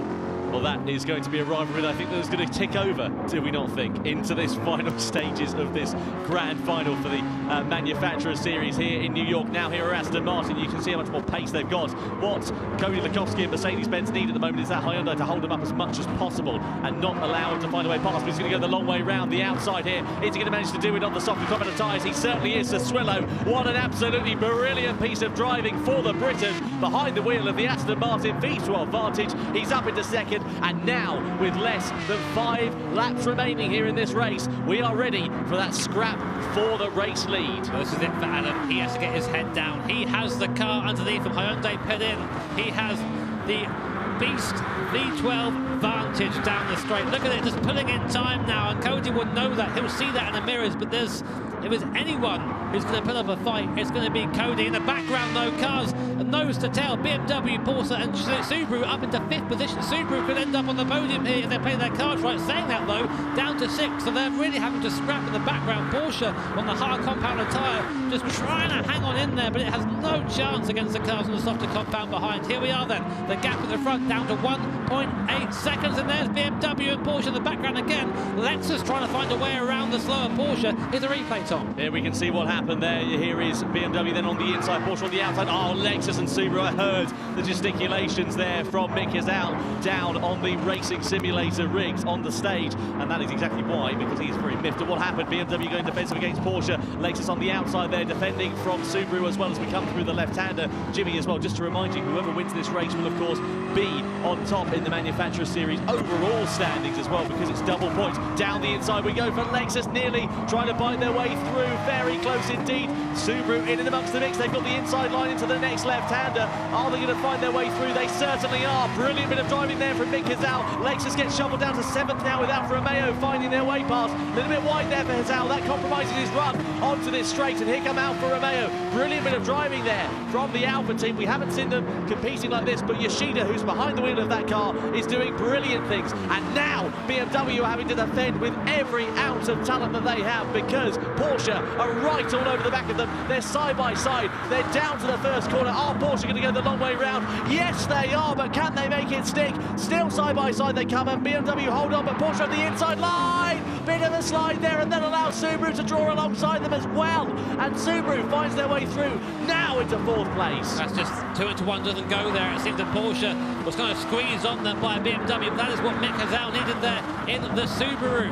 He is up into 4th position. Alfa now having a go at Porsche in the background, pushing them wide to C3, and Jaguar following him through. Porsche now dropping like a stone. Those hard tyres just do not have the grip compared to the cars around them. And look already, Mick, a side-by-side with the BMW, already passed. So he's up into 3rd position in the Subaru, a car that no one thought would be at any of these events, but yet here it is now in a podium position. Now, I don't think he has the pace to catch the guy in front, but I've been wrong before. Let's see what they can do. Let's see if BMW can hold 4th position. Meanwhile, at the front of the field, the gap has come down to less than 7/10 of a second, and that Aston Martin, watch out the hill, Tom. Watch that straight line speed. What Mick needs here now is Aston Martin and Mercedes to fight to the very end of the race. It would allow him to get closer, but would it allow him to pull in 8.7 seconds before the end of it? I don't think it would do. Here is Cody Lukowski. You can see him on the left-hand side of your picture there, and he's just counting through here. What's he going through there, Jimmy? He's doing a bit of mental arithmetic by the looks of I things. think he's trying to work out what the points would be. Does he need to fight Aston Martin is what he's trying to work out, and the answer is no, he doesn't. He can let Aston through and still win this. So I think he's wondering, do I want to risk this? Do I want to let this go down to the wire, or do I want to win the race and the championship? We have just over 3 laps to decide that. And again, Adam Siswillow on the softer compound of tyre just absolutely homing in on the back of the AMG. So down in towards turn 4 we go. 3 laps now remain here at Interlagos, the Manufacturer Series Grand Final. Ready to decide who is going to take victory. Mercedes-Benz doing a good job of defending there. Aston Martin, though, on the attack. Of course, the winners of the Manufacturer Series of World Tour 1 back in Paris in March. The pressure really piling on. You can see that softer compound of tyres looking very, very good indeed. And down towards Junção we go. So close up on the brakes we go here. Adam Sassuolo driving absolutely perfectly at the moment. Now, Cody will know at first he doesn't need to take any risks. It's very hard being a competitive person, I can tell you that from experience. So in this situation, really, it doesn't matter if they come second, Mercedes. They will still win this if they come in second place. But of course, that's never good enough. You want to win every race you enter when you're a racing driver, and this is no exception. Adam Sassuolo now right on the back of the AMG. He's going to have the toe up the hill and probably a nice run down into T1. So here we are then for the lead of the race with only a couple of laps to go here at the Grand Final at New York. Adam Sassuolo ducks into the back of Mercedes-Benz, goes to the outside. There you go. Cody hugs the inside to try and keep the best line here. Adam's got the run round the outside and the tyre advantage. They go side by side into the centre S. Adam's got the best run, though, is on the inside for the right. They squeeze each other. You don't need to be doing this, lads.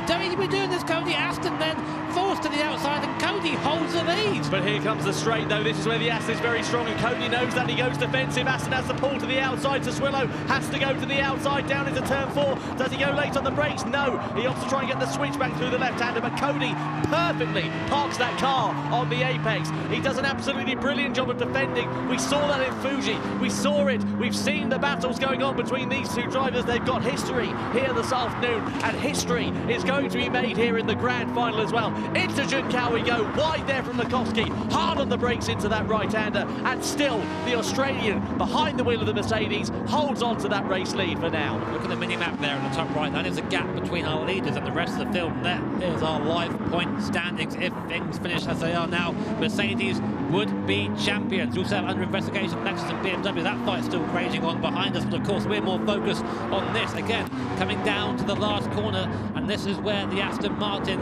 thrives, the uphill there, the power of the V12 Vantage behind. Again, Cody getting a little bit sideways there off the exit, a bit too impatient on the front. I think he knows his days are numbered in the lead here. And again, Adam Sassuolo pulls onto the back of the rear wing of the AMG. Which way will he go this time? He'll try and go to the inside, I think, this time, but Cody will not give him an inch. He hugs the pit wall again. He's going to say, well, Adam, if you're going to pass me, you're going around the outside. He's going to try it one more time. Can he do this one later on the brakes? Cuts back in front of the AMG, but I think he's overrun it. He has. He's gone a bit wide there, and Cody still takes the lead. This is great defending from Lukowski. Absolutely brilliant. Here comes the missile, though, of the Aston Martin down in towards turn 4 once again, but he's a bit further back than he was last time. Penultimate lap here at the Interlagos circuit. You can see there on the left-hand side of your screen, Cody Lukowski in the top. Adam Sassuolo in the background there as well on the bottom corner of your screen. So now it is still Lukowski versus Aston Martin for position. This, of course, is absolutely crucial. Let's see what they're going to be able to do. What do we think he's going to do here, though, Jimmy? Is he going to take a lunge on this penultimate lap? Is he going to wait for the last lap of this race? I think he knows. I think he's been kind of feeling it out. Can I get to the start-finish line quicker than Cody if we both come out of the last corner at the same time? I think he can. So I think what he's probably going to do is maybe just wait and then just try and chance it and drag to the line rather than try and do it on track here. But of course, he still has that potential to do that. Look how close they are still. Absolutely amazing stuff. This is what we love to see in the Manufacturer Series. It's what we love to see in the Gran Turismo Championships as well. Close racing right at the very end of this race. The battle in the midfield seems to have settled down a little bit. The only thing that's going on there is between Jaguar and Volkswagen, because Lexus were given a 2-second penalty for colliding with another car. Now we get ready to come onto the final lap of the Grand Final for the Manufacturer Series here at the Autodromo de Interlagos. Cody Lukowski in the Mercedes-Benz in the race lead. He goes defensive. Adam Sassuolo in the Aston Martin is going to try and take it down to the first corner. Is he going to think about it? It's not close enough. The Lukowski defends. Aston Martin attacks once again into the centre S. He's not quite close enough through into that left-hander. Side by side, they will surely go onto this straight through turn 3. And now it is the Aston Martin, that V12 power. This is Sassuolo's best chance, surely, here, Jimmy. I think what Adam needs to do is make sure that he is close to the back of that AMG coming out of the last corner. He will not get him through the middle sector. Cody is just too good at sitting on the racing line and defending. You're seeing that now. He's making Adam really work for this position. Of course, Cody does not need to win this to take the championship for Mercedes, but he wants to. He wants to win this. He wants to be a winner. He wants to come away with this. And you see, of course, fuel consumption has been a factor as well. These guys have to be managing losing fuel all the way around now. But Tom, coming into the last half of the lap, who's it going to be? It's so close to call, isn't it? Surely it's going to be a run through this final series of corners. Mercedes-Benz have defended brilliantly. Cody Lakowski has done a great job. All the team have done a brilliant job. Bernie Valverde also in that car, as well, of course, as Anthony Felix. They've driven perfectly. But likewise, Aston Martin, they've kept that pressure at a constant throughout the entirety of this race. Nick McMillan, Kachibe, and of course Adam Sassuolo now behind the wheel of that car can hold their heads high, whatever is happening. But through into the final series of corners we go. Surely it is going to be Mercedes-Benz who are going to win here at the Autodromo to Interlagos. What a great performance from all of the team. And Cody Lakowski, he can barely believe his luck. But Mercedes-Benz round the final corner here now. They win the Manufacturer Series Grand Final here in New York. Mercedes-Benz are on top for the first time in 2019. Aston Martin finished in second, and Subaru with the most unlikely of podiums in third place here at New York, and side by side between Volkswagen and Jaguar for fifth place, and Jaguar get it on the line surely against Volkswagen. No, not quite, they don't. 2/100ths of a second separating those guys. What an absolutely brilliant race here in New York. There's Hyundai there. Last, unfortunately, across the line, but my word, they couldn't quite manage it last time out, so this will be all the more sweeter for the guys over in the Mercedes. Cody Lakowski, of course, I think that he knew that he could hold Adam there. He very much wanted to win this race and be the winner of this series. You never want to have it the other way around, and he earned that. He earned that. What an absolutely brilliant performance there. Great from Mick Hazal as well. We just saw him briefly on screen. Here's Cody Lakowski. You can see Nick McMillan from Aston Martin just in the background there of your shot, and all congratulating amongst one another as well. Well, that was fantastic. Just exactly what they needed to do during that one. And a great masterclass. If you want to learn how to defend, watch that race, because that is exactly what Lakowski did to perfection. Just putting his car in the right place at the right time. Every time that Adam had a run, Cody made him go the long way around. And the big lunge he had, that was with Cody went, you know what, I'm going to push you out here. And Adam tried to brake later, but it's just no chance. It's absolute masterclass. And what about Aston Martin as well? It was an interesting strategy call that they made, of course, go for that undercut earlier on, and then Mercedes opting to stay out a little bit longer during that one as well. But it was one that seemed to pay off. They had, of course, the greater pace advantage with the softer compound of tyres at the end of that race. Just how important was strategy in that one? I mean, you're seeing now, you saw what happened to Hyundai. They tried a different strategy, and they were just dead last. And I think starting on the medium tyre was a really good shout from the guys at Aston, because they knew they couldn't run at the front on pace. They thought, you know what, we'll just try and mess up everybody else. They did that really well, and as a result, they come home in second position. And it's great to see Aston back up again. They've had a couple of bad events before. Let's have a look at some highlights, shall we, of that race then, Jimmy. The Manufacturer Series Grand Final. So away from the lights, of course, it was Aston Martin who took the early advantage. Lexus there in second, but Aston Martin were already signalling their intentions to get up into second place, and they did that with relative ease down to the first corner. Lexus on a backwards spiral on those harder compound of tyres in the early stages. It really sent them back through the field as Nicolas Rubelar behind the wheel of the BMW tried to fight his way through. I think some choice words there from Nico. We didn't quite hear them. I think there's a reason for that. But here was BMW and Aston Martin. They were fighting early on as well, of course, with Nico in the end just sending it down the inside. A great move. They're using all the curb on the inside. I mean, the pace is right now 32, mid-32s. It's kind of dropping a little bit, but I think it's good. There from Bernie. We'll see at the end of this lap. You see just how important it is to communicate with your team throughout the race. Yeah, you can see Toyota here versus Hyundai going for position. This is in the sort of the mid-stage of this race, everyone having made their first pit stops, their first driver changes after this one. Here's Hyundai trying to go down the inside of Toyota. Toyota being shuffled a little bit wide there, and also Lexus coming into play here as well. Again, side by side. The Hyundai looked really good in the mid-stage of this one, but they completely fell off a cliff at the end of that one with a very, very unique and, I have to say, daft strategy that they were running. Didn't quite work out. You don't know it's daft until you get to the end of the race. That's the thing. Yeah, hindsight's a wonderful thing, isn't it? This lap, but pit the lap afterwards. And just a quick reminder to change the tires, but not the fuel. Yeah. So we're going on mediums, right? Yeah, we're going on mediums, but better not do it in that menu, but in the actual screen in the pit stop. The Mercedes team conversing with one another there. There was Anthony Felix behind the wheel of that car. This was Subaru into the back of Toyota. Mick Hazal punting Koke Lopez. probably not the first time those two have made contact this year.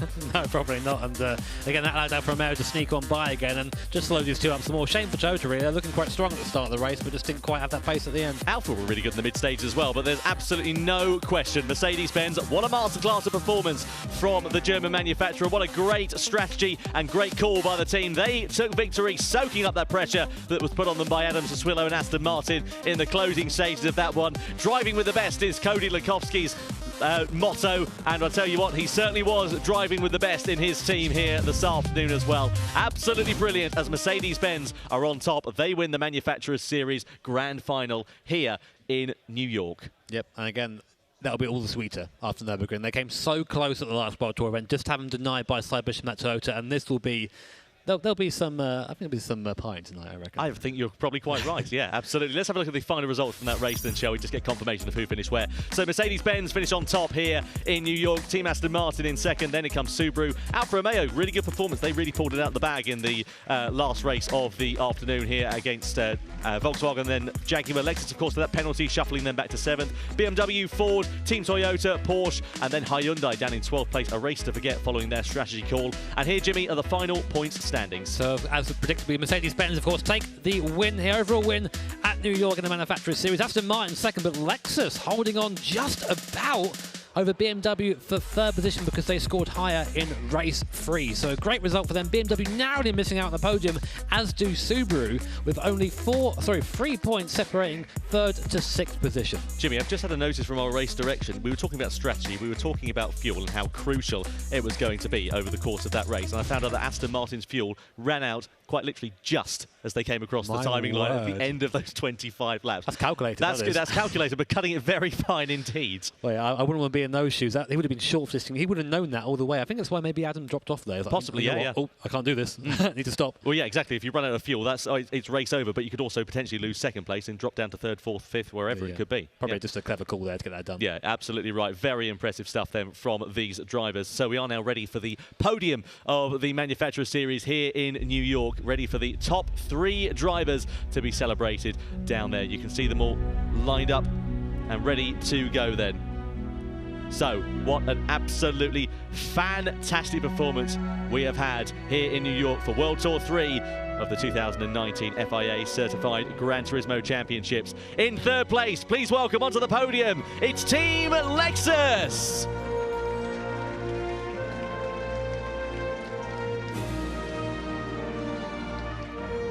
The Lexus team making their way on to the podium, of course, with Daniel Holland, Baptiste Mouvois and Andrew Brooks all lining up in 3rd place.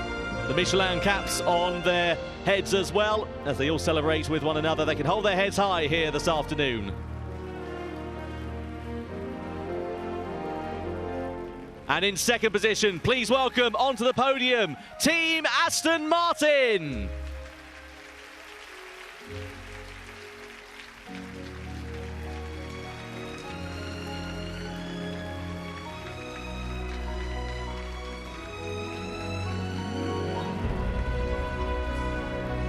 Adam Sassuolo, Nick McMillan and Kachibe on the podium there in 2nd place. And please welcome onto the podium for the first time in 2019, the winners of the Manufacturers Series here in New York. It is Team Mercedes-Benz.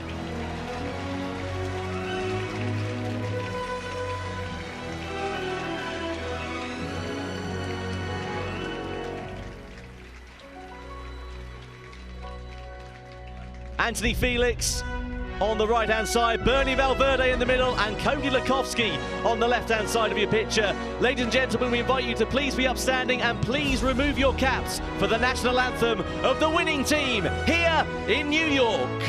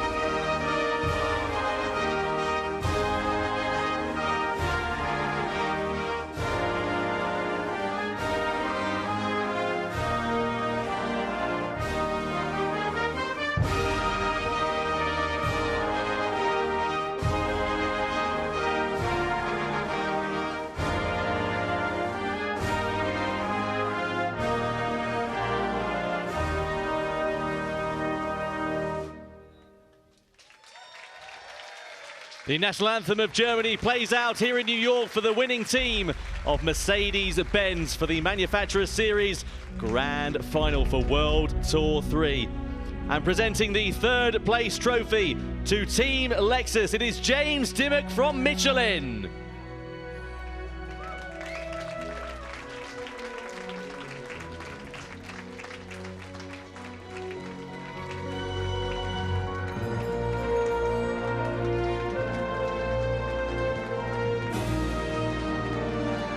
Celebrations all round for Team Lexus. They can hold their heads high today. Presenting the second place prize to Team Aston Martin from the FIA, it is Stefan Filostre.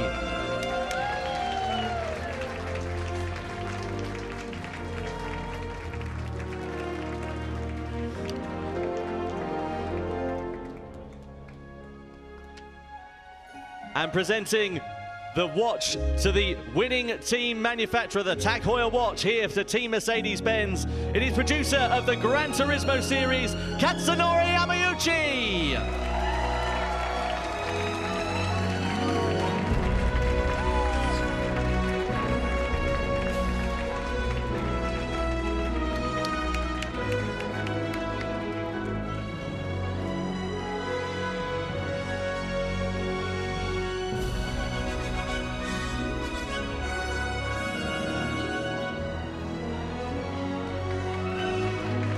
Bernie Valverde in the middle of your shots, and now the trophies presented once again by Katsunori Yamauchi to Team Mercedes-Benz, the winners of the Manufacturers Series here in New York.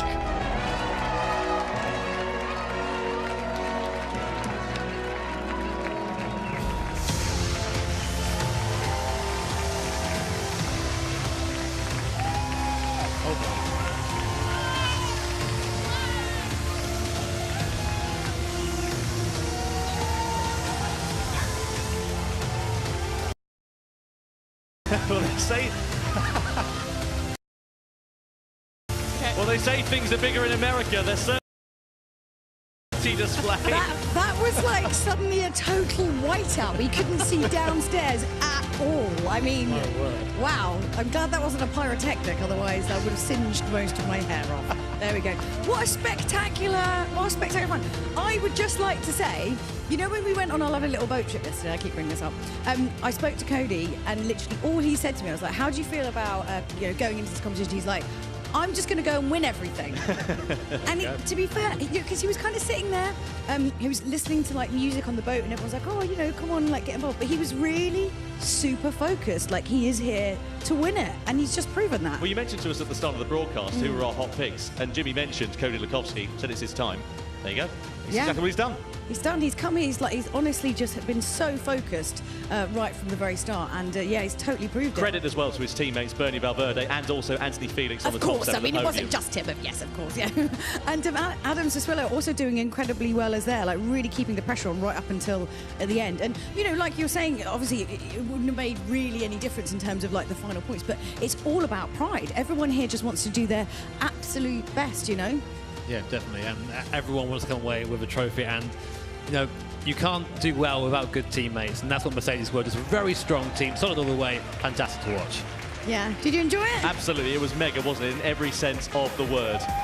Just brilliant. Great racing taking place over the course of the Manufacturer Series here. Yeah, and of course that is not the end of all the action for this weekend. Tomorrow is the Nations Cup, which is all about obviously being the very, very best. Singular racing. It's going to be absolutely spectacular. These guys, most of them are going to be coming back and racing again tomorrow. And don't forget, we are going to go to our brand new post-show extra lap. That's going to be coming up in just a minute as we go deeper into exactly what has gone down today. It's been absolutely spectacular. We will see you again in a few minutes.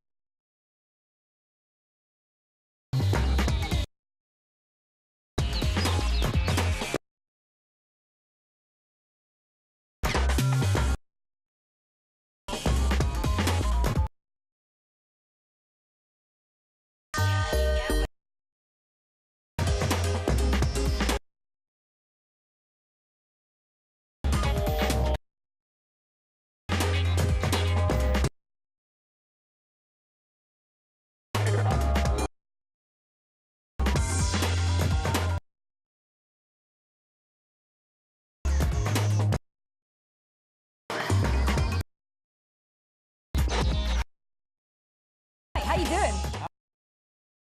I'm really good. Pro.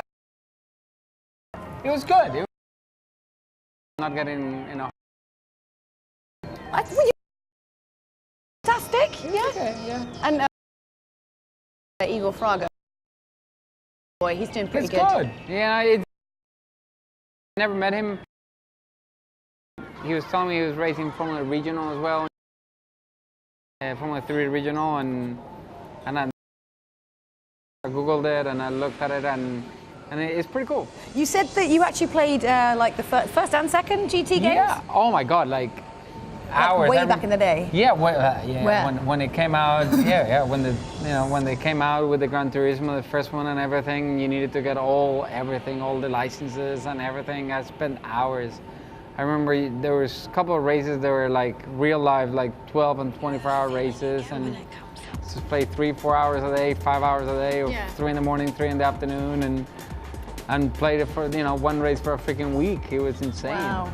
I mean, do you think that, obviously, you know, video games and like sim games, you know, like GT, like how important are they to kind of inspiring people to get into racing? Do you think they are really important to, you know, to like people who are at home, like get the chance? I think it's different. I think the culture of esports is growing. I think the culture of e-racing is going to grow a lot.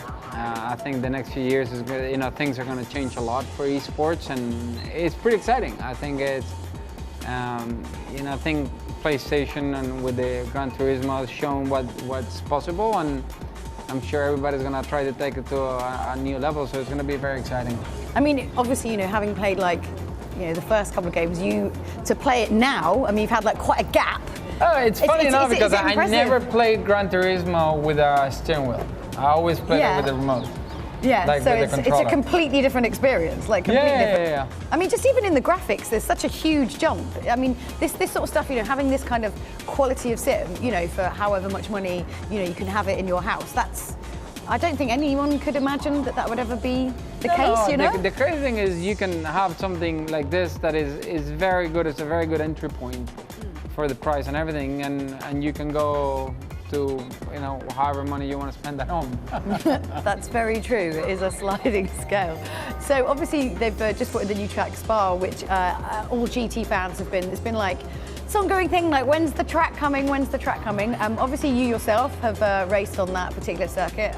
Spa was always fun. I was on pole there by a lot in either 2001 or 2. Yeah. It was raining and it started drying out, and we put slick tires in the dump truck, and I was on pole by like a second. It was really, really cool. I mean, I'm always like amazed how much people like remember from races. Do you remember like so much of stuff that actually happens, or just the kind of big moments? Or? There sometimes are big moments for me, not for everybody else. Yeah. You know what I mean? For example, like people say, you know, one of your favorite races, and the first thing that comes to mind is Long Beach 99. Yeah. It was my first IndyCar win. Yeah. For me, that was huge because at that point in my career, I felt I made it. Yeah. Like I've won at IndyCar, I have a career, I can make a career out of this. Yeah.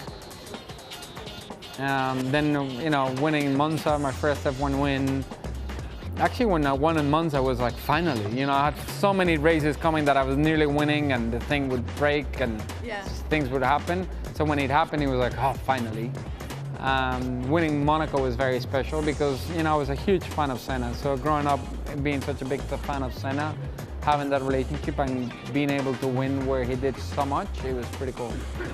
What was your kind of impression of stepping into the kind of GT family world? Like, it was nice. It's really nice. It's a really nice atmosphere. Everybody seems to be really nice. Everybody loves, you know, I mean, you can see the passion on the kids and they love being here, and I think that's what probably makes the event so great. Yeah, I mean, just come in, you come back and do another Pro-Am race with this? Yeah, I think that'd be cool. You know, I mean, I really enjoyed doing the Pro-Am race today. I really had a blast. I was surprised. I wasn't know what I was getting myself into. I know you want to do, I'm like, oh, I'll do whatever you want me to do, and I had a blast. Well, you know, maybe we'll just like really subtly like send you like a rig to like your house. So, you know, if you do want to play some GT in your spare time, oh, my wife would love it. Maybe you could. I'm sure your wife will love that in your lounge.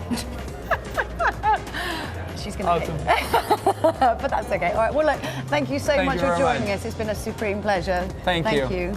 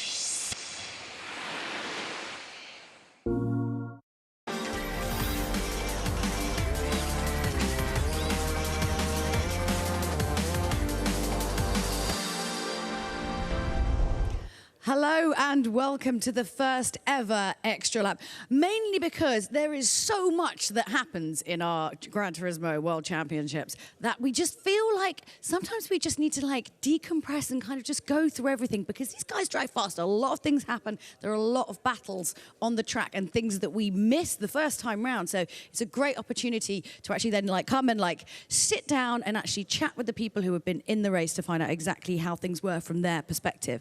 Speaking of which, we have got actually one member of each of the winning podium placing teams from the Manufacturer Series sitting down with Tom and Jimmy to give us their perspective of just what went down.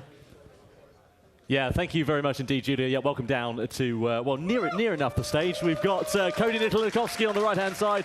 We've got Andrew Brooks in the middle, and then we've got Nick McMillan from Aston Martin as well. And these guys, of course, as Julia said, of course, the top three in the top three teams for the Manufacturers Series. And Jimmy Broadbent, we saw some absolutely brilliant racing, didn't we, over the course of that? Well, those 4 races. Well, as we always do in these series, really, it's always Manufacturers, one of my favourite series, full stop. Always just full of just great action throughout. And I'm just happy I get to sit down for a bit. I've been standing up for the last hour and a bit, so I'm happy to have a chair now, to be honest. Well, it's brilliant, isn't it? Well, let's start off with Cody. I mean, Cody, we were speaking the other day about your motto, driving with the best, and you certainly were driving with the best today. A great team effort from all of you guys. How are you feeling after that one?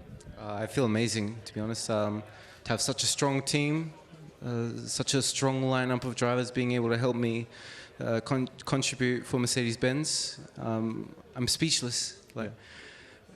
This is a long time coming. I mean, we've been doing everything in the last few World Tours. We've been throwing everything at every single race, and we just didn't have the luck. And we got the strategy right this time. We were lucky. We didn't get held up in anything. So, yeah, the overall win, I'm just absolutely thrilled. I couldn't have asked for more.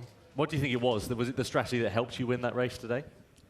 I think it was the spirit of the team. Yeah. We had a lot of motivation. We did every single lap absolutely just as we planned. We couldn't have really done more in that race. So, yeah. Well, what goes through your head when you're kind of coming into the last race thinking, you know what, we could win this, because you didn't need to win the last race. You could have come second in that by my calculations.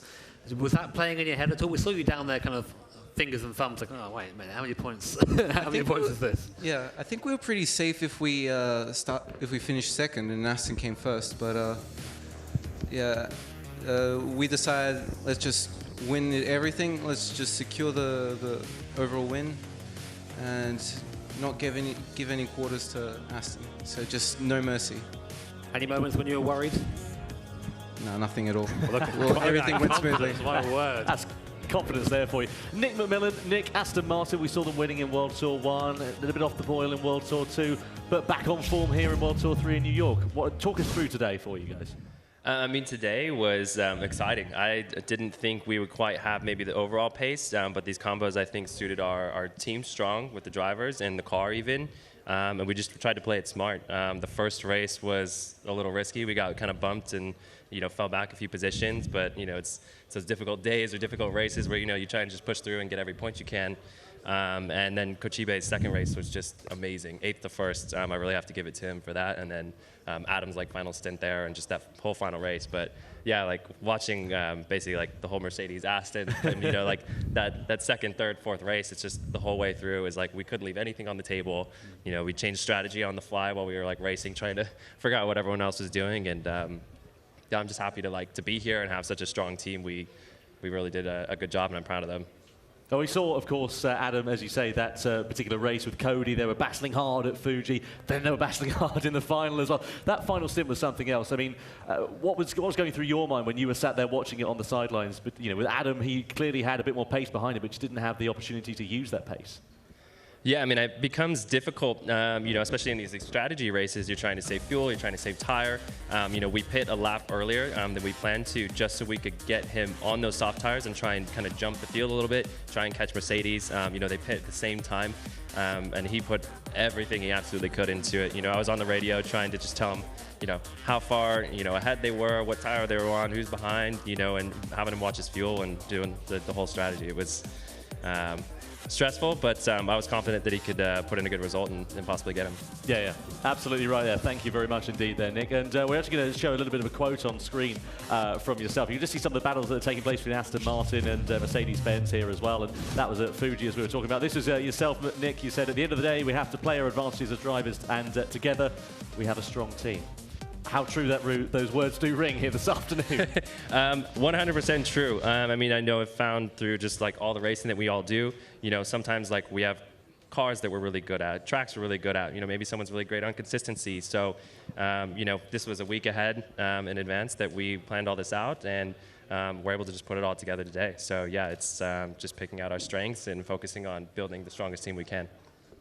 Tell us about the fuel at the end, because I heard in my ear that it was a little bit tight at the end of the last race there on fuel with Adam. You might have been listening correctly. Yeah, I could tell Adam started getting a little bit more excited, you know, using a little bit more fuel. He wasn't changing maybe quite as early, you know, on the fuel map. And I could see him pushing. So we got to about 2 laps, and I was like, I'm going to let him fight. I'm going to let him, you know, do his thing. He's paying attention. And then I could tell he just had it in him to try and get Cody. And I knew Cody wouldn't be easy, so I was like, okay, you know, just be patient. Wait for the pass. You know, don't try and push anything.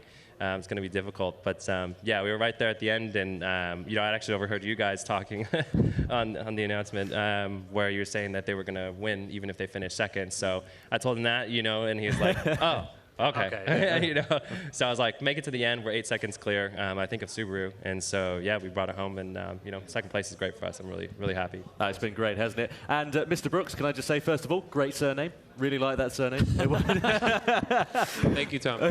You guys did an absolutely brilliant job out there today. Just talk us through your performance out there on track. Did things go as well as you'd hoped, or did you leave it after the event feeling like you needed more?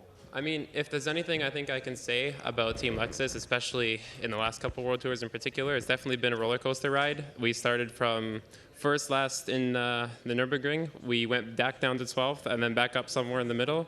And we started out kind of mid-pack here, thinking that the first 2 races would be our strong suit and that we'd struggle a little bit at Fuji. So honestly, I'm completely flabbergasted that it turned out to be the opposite, because we ended up in a lot of racing incidents in the first race and the second race, so we kind of lost our hopes a bit. So at that point it just became a question of keeping it positive for the third race and hoping that other teams would make mistakes, and there was a whole lot of battling, being patient, and just waiting for our opportunity to get past. Well, you can see that in the grand final here on the screen at the moment. This is yourself versus Hyundai. Hyundai having been given the penalty at this point, and you guys taking real advantage of that down in towards that first corner. There was just some brilliant racing up and down the field, wasn't there? Do you think that you guys would have had the pace to win had things gone a bit differently for you guys today? If we did win because of our pace, I actually don't think it would have been necessarily the way it turned out. I think that maybe the first 2 races would have been our good results rather than the third one, because the third one we were a little skeptical whether we were going to be able to keep up. So as a matter of fact, I'm still like completely shocked that it turned out to be all backwards, but I guess there's more than one way to get there, so I'll take it.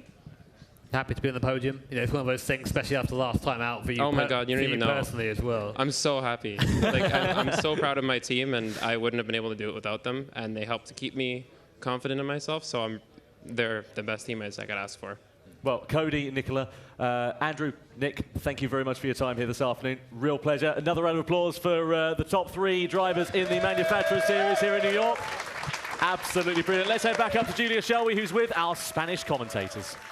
So I suppose depending on where and which stream you've been tuning in on, you might never have met these gentlemen before. I say gentlemen. Sorry, I'm just kidding. They are lovely. Lucas and obviously Alberto, who do the Spanish commentation. So we thought we'd bring you up here to talk about a particular driver, obviously from Spain, Bernal Valverde. So what's your kind of opinion? Because obviously you would know him better. What was kind of like your take on how he performed today?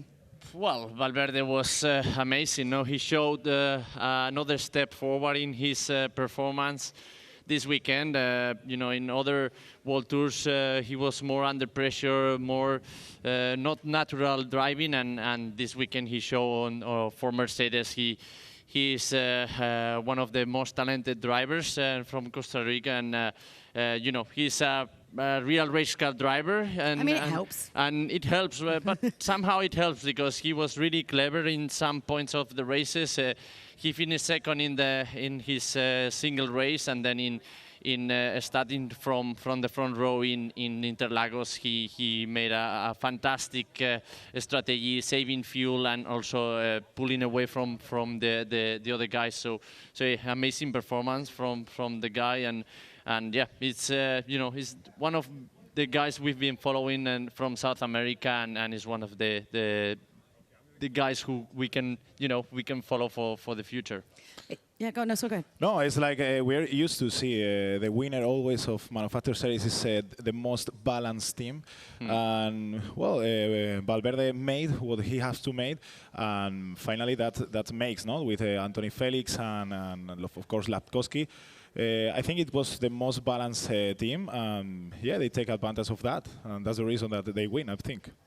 I think one thing I've actually noticed this time at the Manufacturer Series, I don't know whether it's my perception of it, but it feels like all the teams are much more aware how they have to kind of get on and work together and have, I don't know, like be friendly with each other to sort of perform better, because it feels like there's more camaraderie this time around, and they have been kind of like, pushed together. Yeah, it's at the end, Manufacturer Series is teamwork.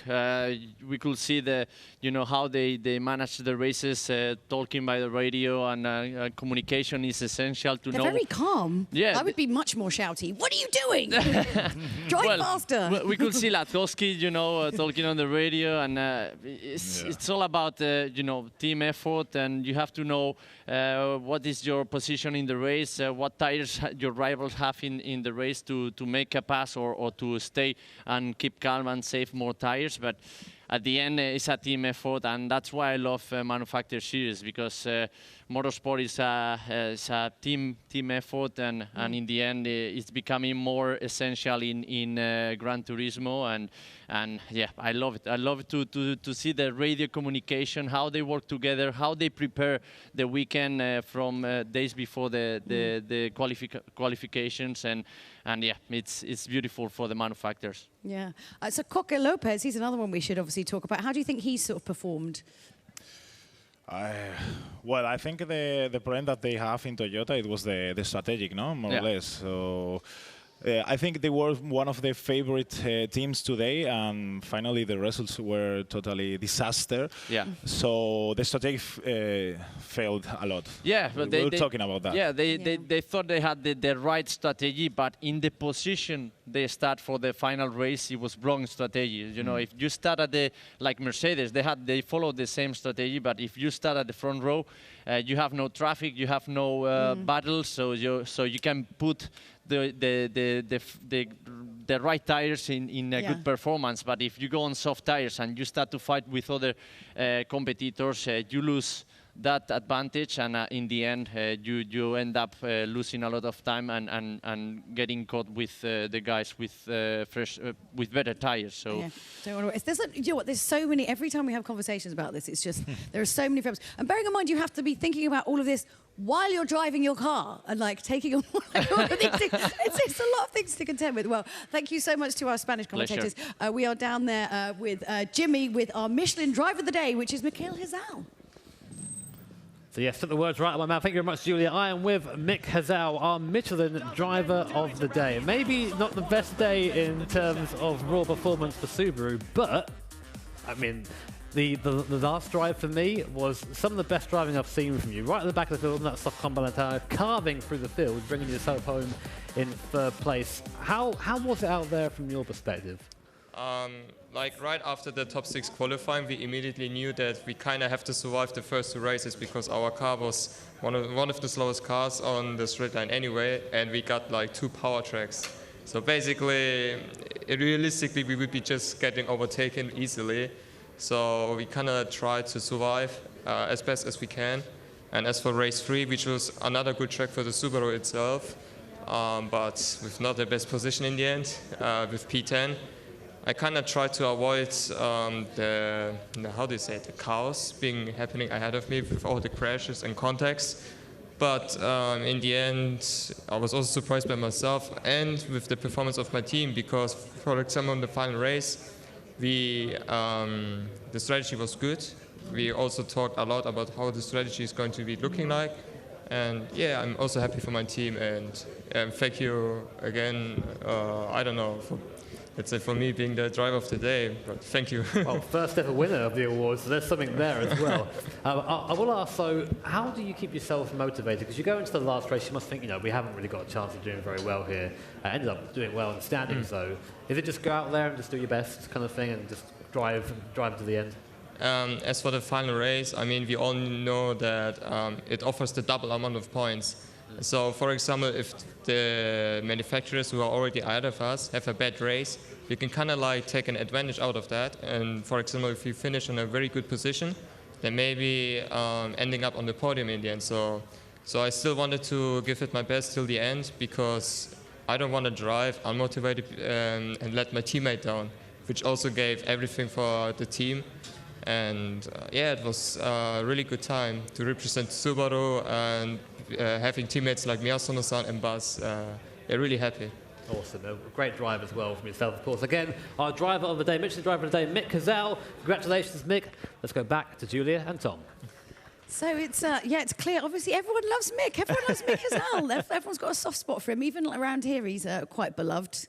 Yeah. Well, understandably so as well. Yeah. He's a very fast driver and a nice guy to boot, which always helps. It does always help. Well, I've enjoyed our first ever extra lap. This is good because honestly, do you know, you end up like coming out of these events and you're like, what just happened? Yeah, exactly. Things happened. It's a really good way to sort of, as you said earlier, decompress, but also a really good way to get the emotion from the drivers and just sort of sit down in a nice, calm environment and discuss things properly, which, sometimes we don't always get to do. No, we don't, because it's all very quick and very fast. Okay, so that is the end of the Manufacturer Series here in New York. But tomorrow there's still so much racing for you. It is the Nations Cup. It is every man for himself tomorrow. It's going to be a good one. I'm excited about the repechage already, even though we haven't even started. Okay, well, that's goodbye from us. We'll see you tomorrow.